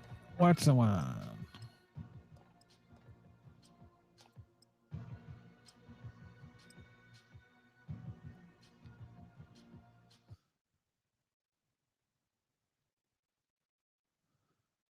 This is gonna be it. After this, I'm gonna say good night.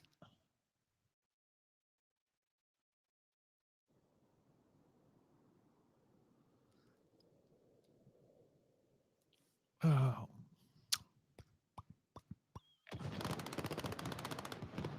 This I'm not very good at either.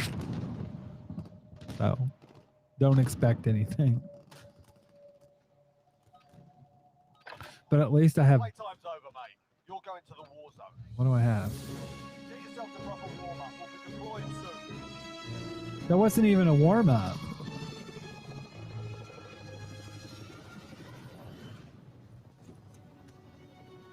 At least there's 4 of us. Okay, some Some people that look like they have issues.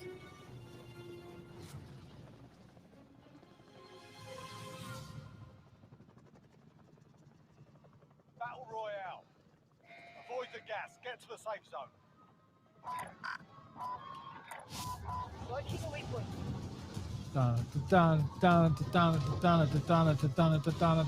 Whoa!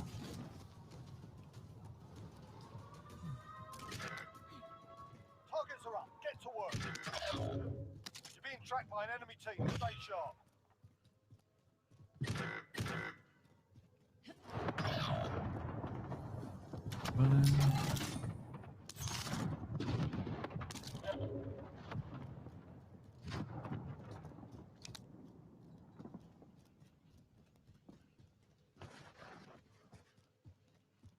Goody. Oh, there you go.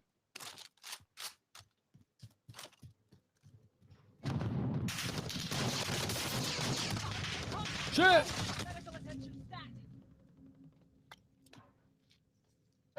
Oh, fuck.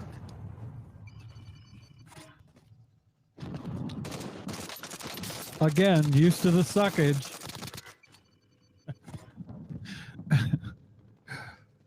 So hopefully my teammates survive another 7 seconds. Dun, dun, dun, dun, dun, dun.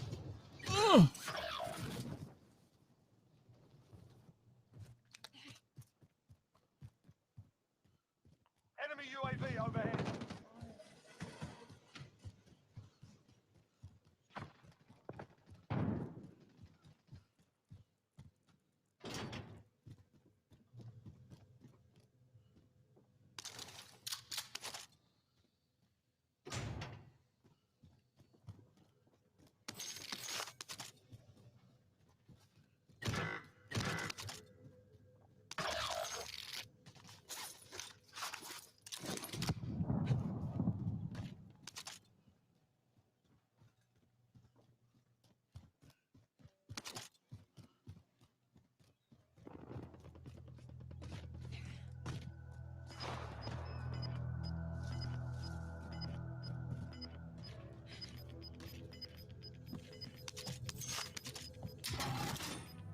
Gas is inbound.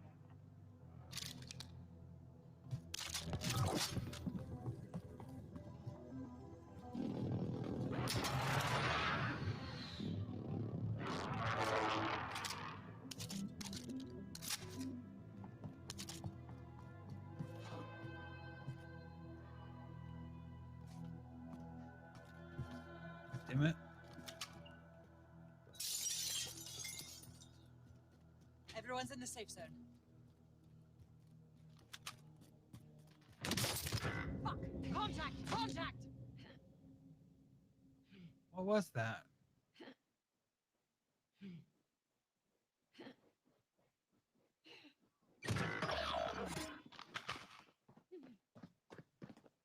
Oh, are you scared?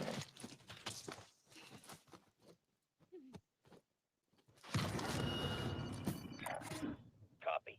Moving to destination. Have eyes on. No time to sleep on the job.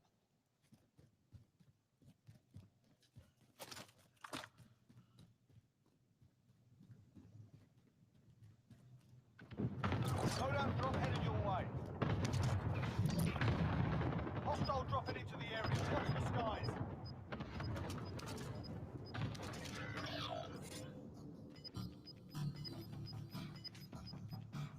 Got gas inbound. Safe zone relocated. Enemy UAV overhead.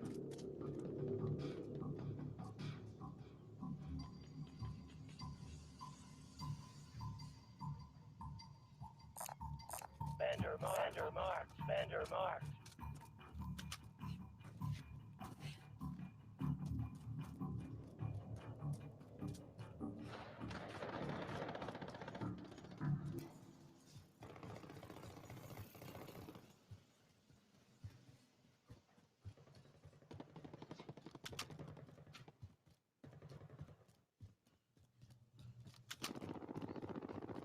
Enemy dropping into the AO.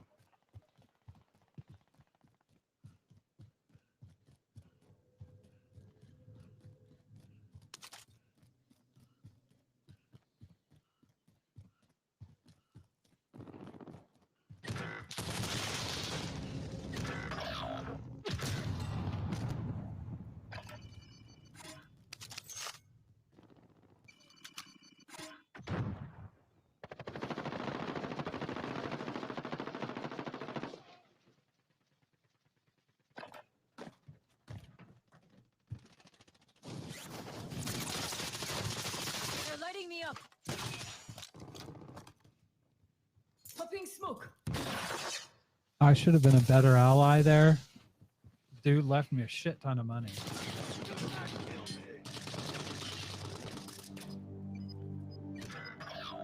I was a bad ally.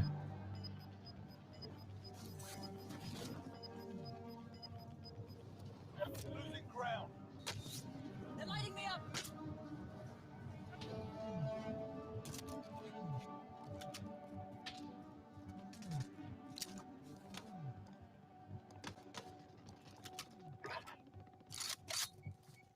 Oh, damn.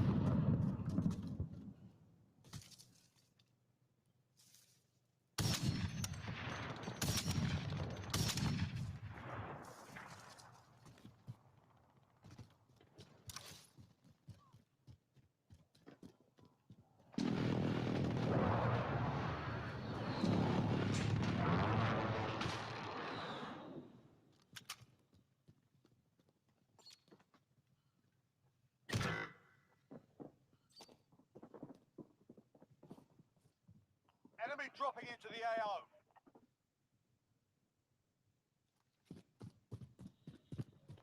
Allied cluster strike inbound.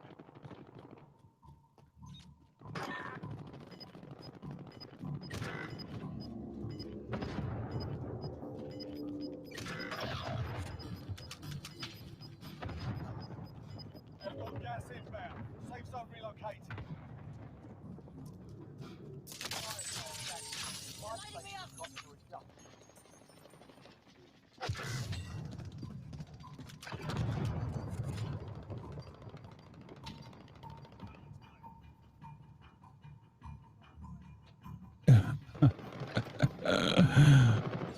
They ain't gonna make it.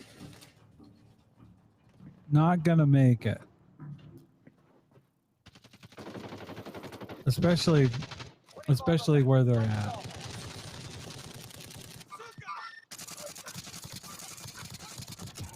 Check your target. Oh.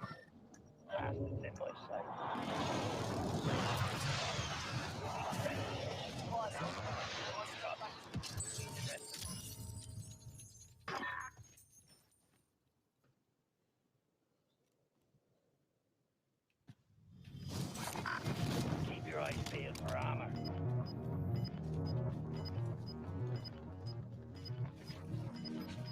Enemy dropping into the AO. Losing ground. They're lighting me up.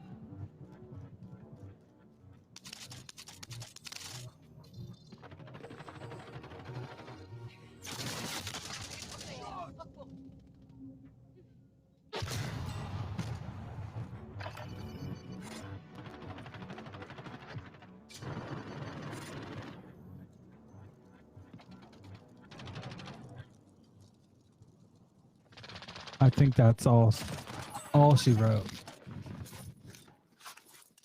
The thing is, even if I survive this long, it's because of other people. I should learn some lessons from this. But I have a feeling that I won't.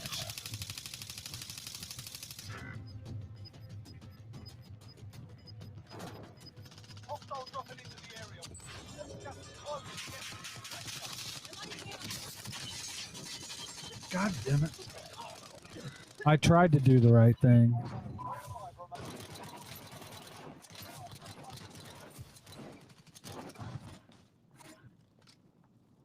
I tried to do the right thing.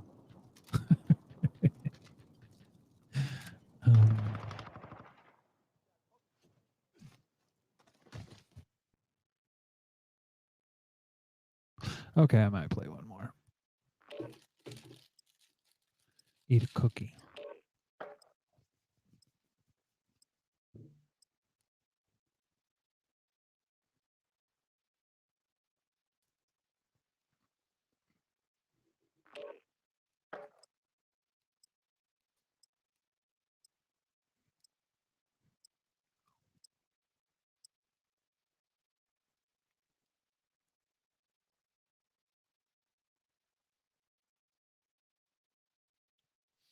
Normally I wouldn't, but the people that are on this team, like, actually know what they're doing. Get yourself sorted. We'll be deploying shortly.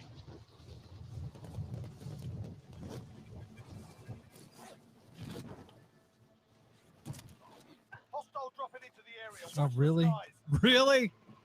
That's what you give me?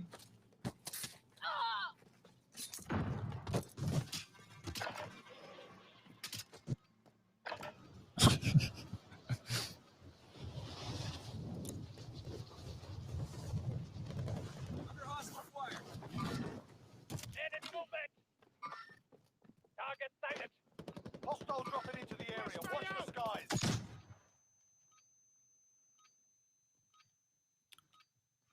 Ba-da-bop, ba-da-bop.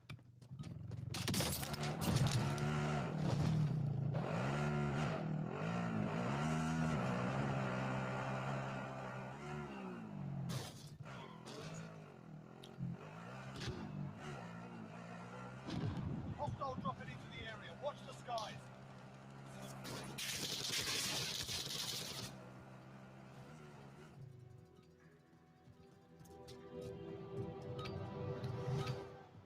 You're done warming up. Stand by for deployment to the war zone.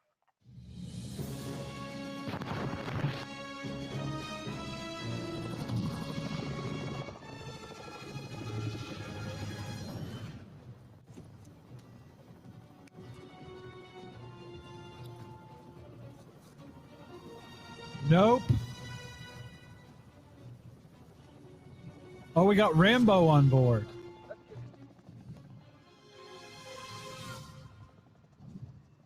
Battle Royale. Alright, soldier. Mark a drop point for your team. Avoid the gas. Get to the safe zone.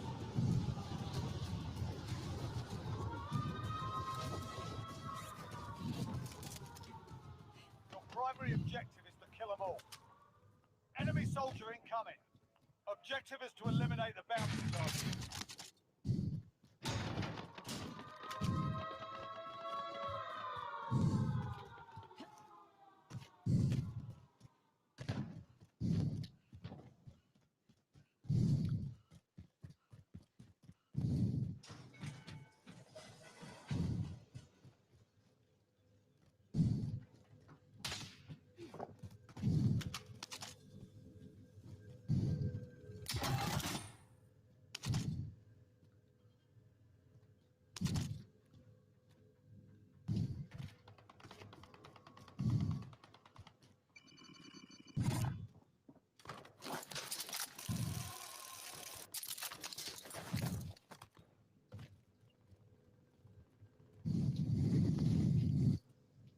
Hostile dropping into the area. Watch the skies.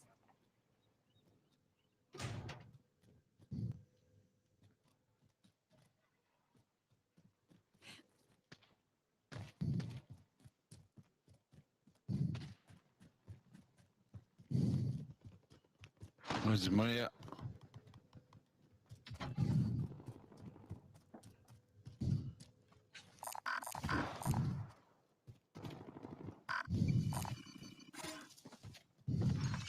Loadout drop headed your way.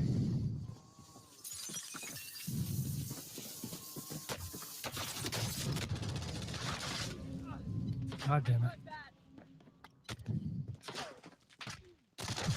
Yeah, I knew it. I did try to do the right.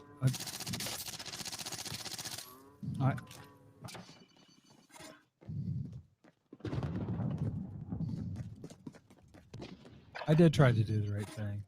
I did. Enemy movement.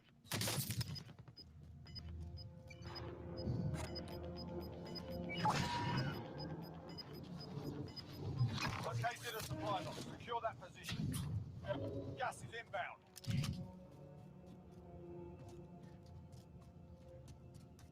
Objectives updated. Move to the next location. Oh, Keep it together, Puck.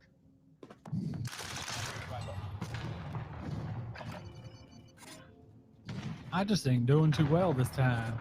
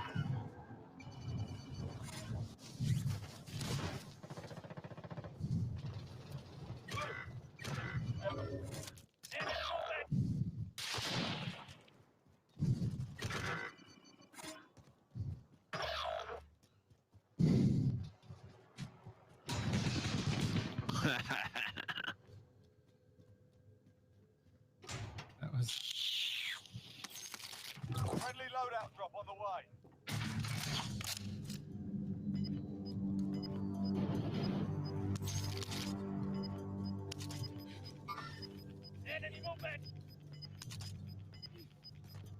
We've got gas inbound. Safe zone relocated. 25 are left. Stay sharp out there. Enemy UAV overhead.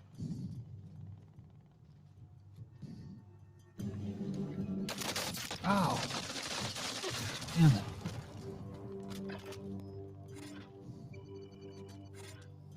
Gotta keep moving. That's for sure. Some of these, that's the thing. Some games you win, some games you lose, some games you just fucked. This is one of them. Oh, that's smart. That's smart.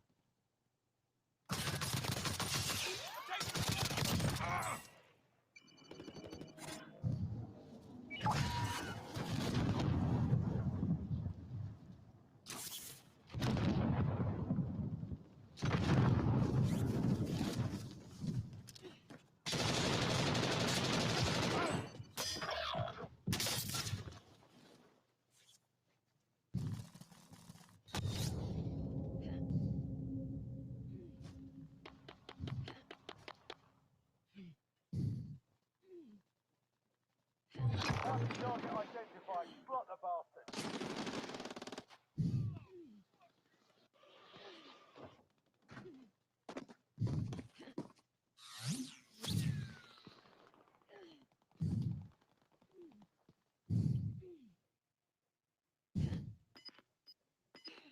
I was rebel.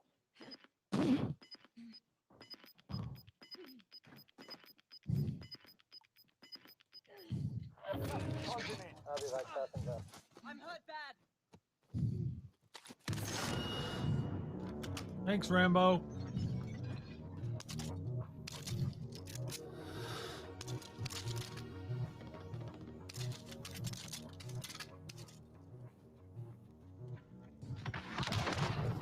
Pick it up. Get to the safe zone.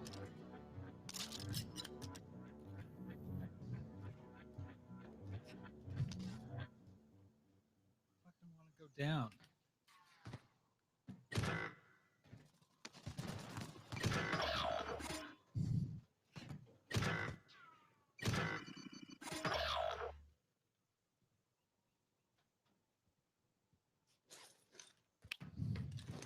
Enemy soldier incoming. Fuck.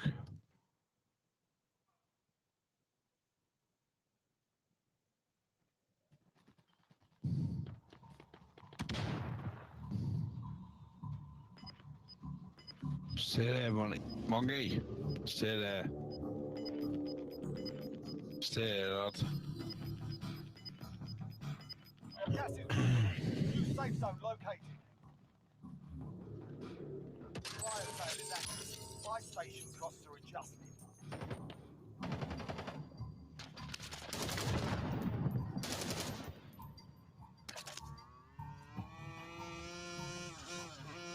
Enemy dropping into the AO.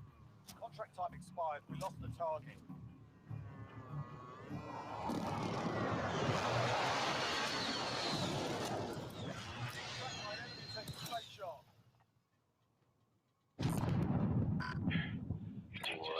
They're lighting me up. Enemy movement! Enemy movement! Enemy UAV overhead. Fire well done. Prices are back to normal.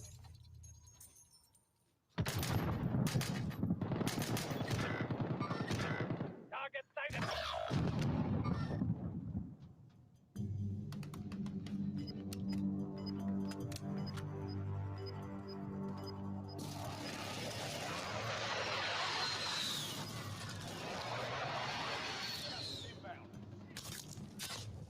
Fuck. Contact. Contact.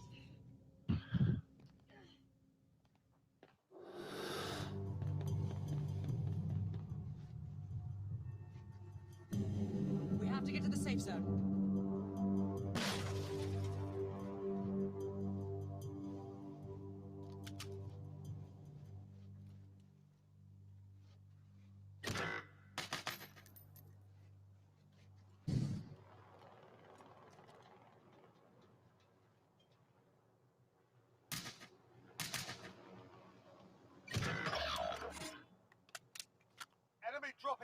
AO.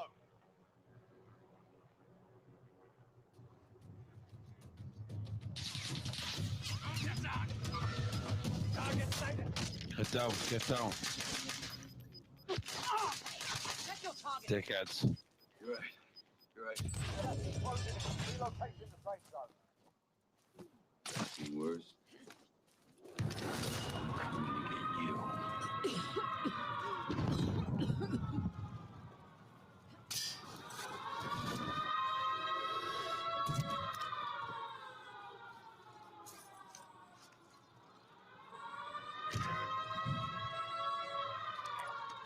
I'm moving.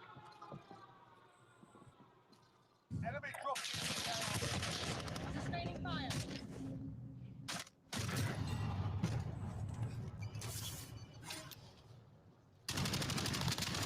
Sustaining fire.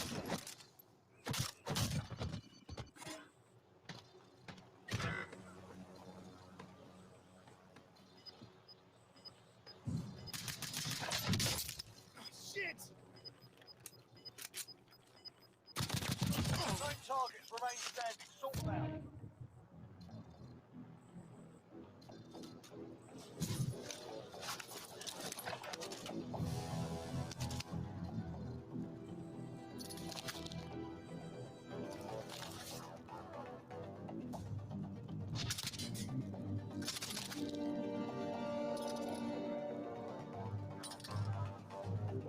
I am driving.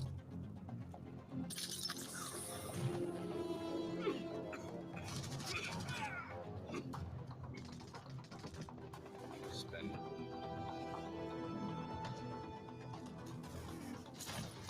Fuck off.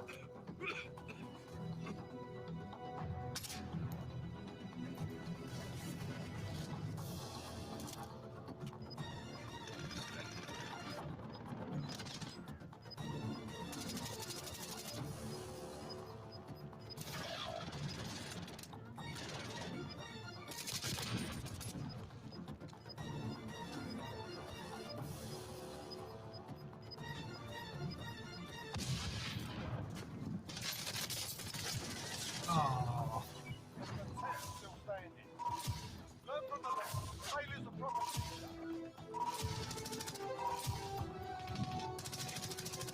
¡Qué mierda, coño!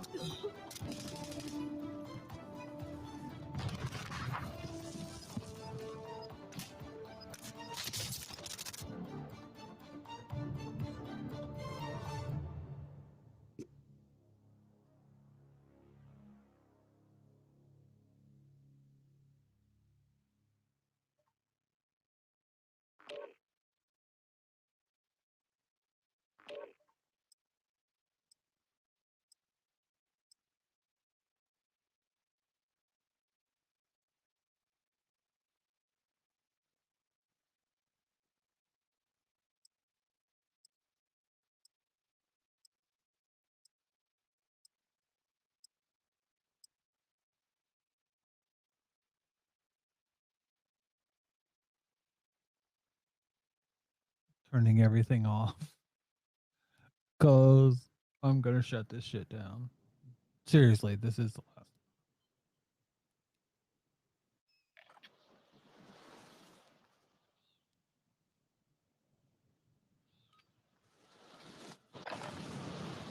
Get yourself sorted. We'll be deployed shortly.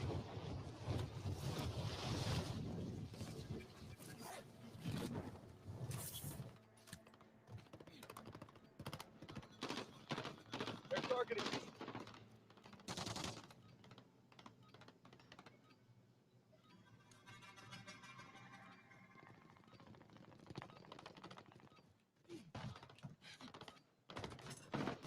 Enemy dropping into the AR.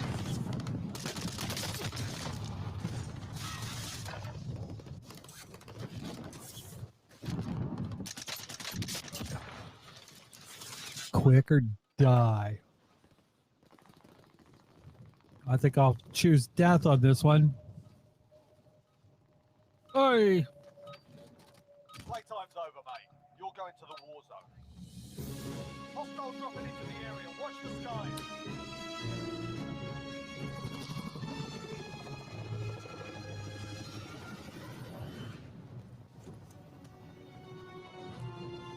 Just as long as you don't make me captain, I don't care. Captain. Just as long as you don't make me the leader, squad leader, captain. I don't even think this is the right branch. Gas is closing on your position. Suggest you get moving.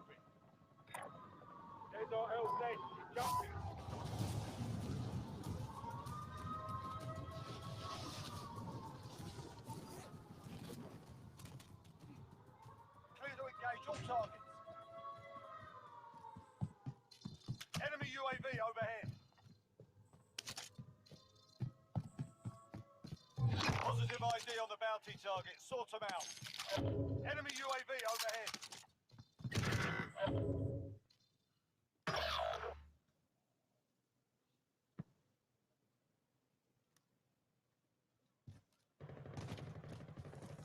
They're targeting me.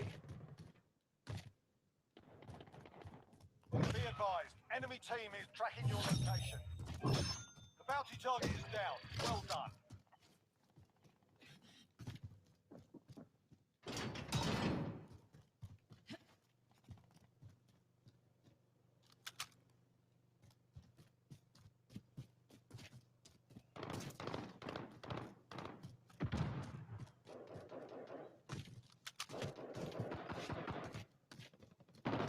In their sight. Enemy UAV overhead. Throwing front.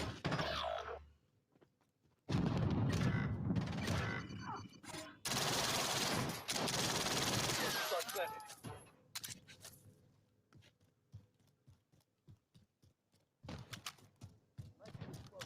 In their sight.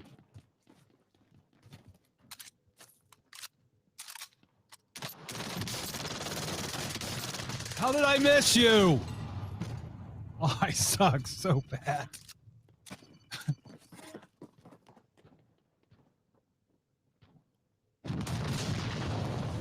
So bad.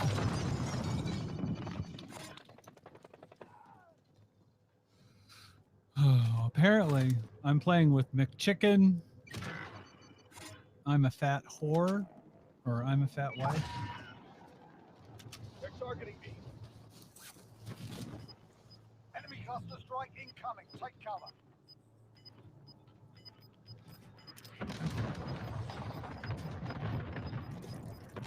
Gas is closing in.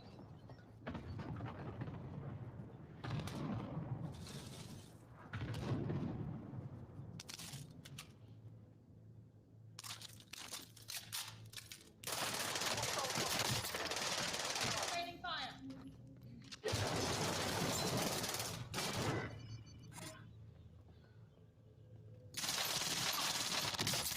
I didn't even have a chance. I didn't have a chance at life, McChicken. Watch for enemy. God damn it, you McChicken.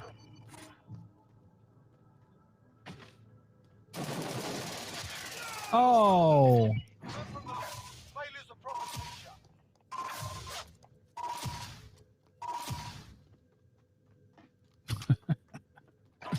That's all right. That's all right. So, what did we learn today? We learned that I suck. I still suck.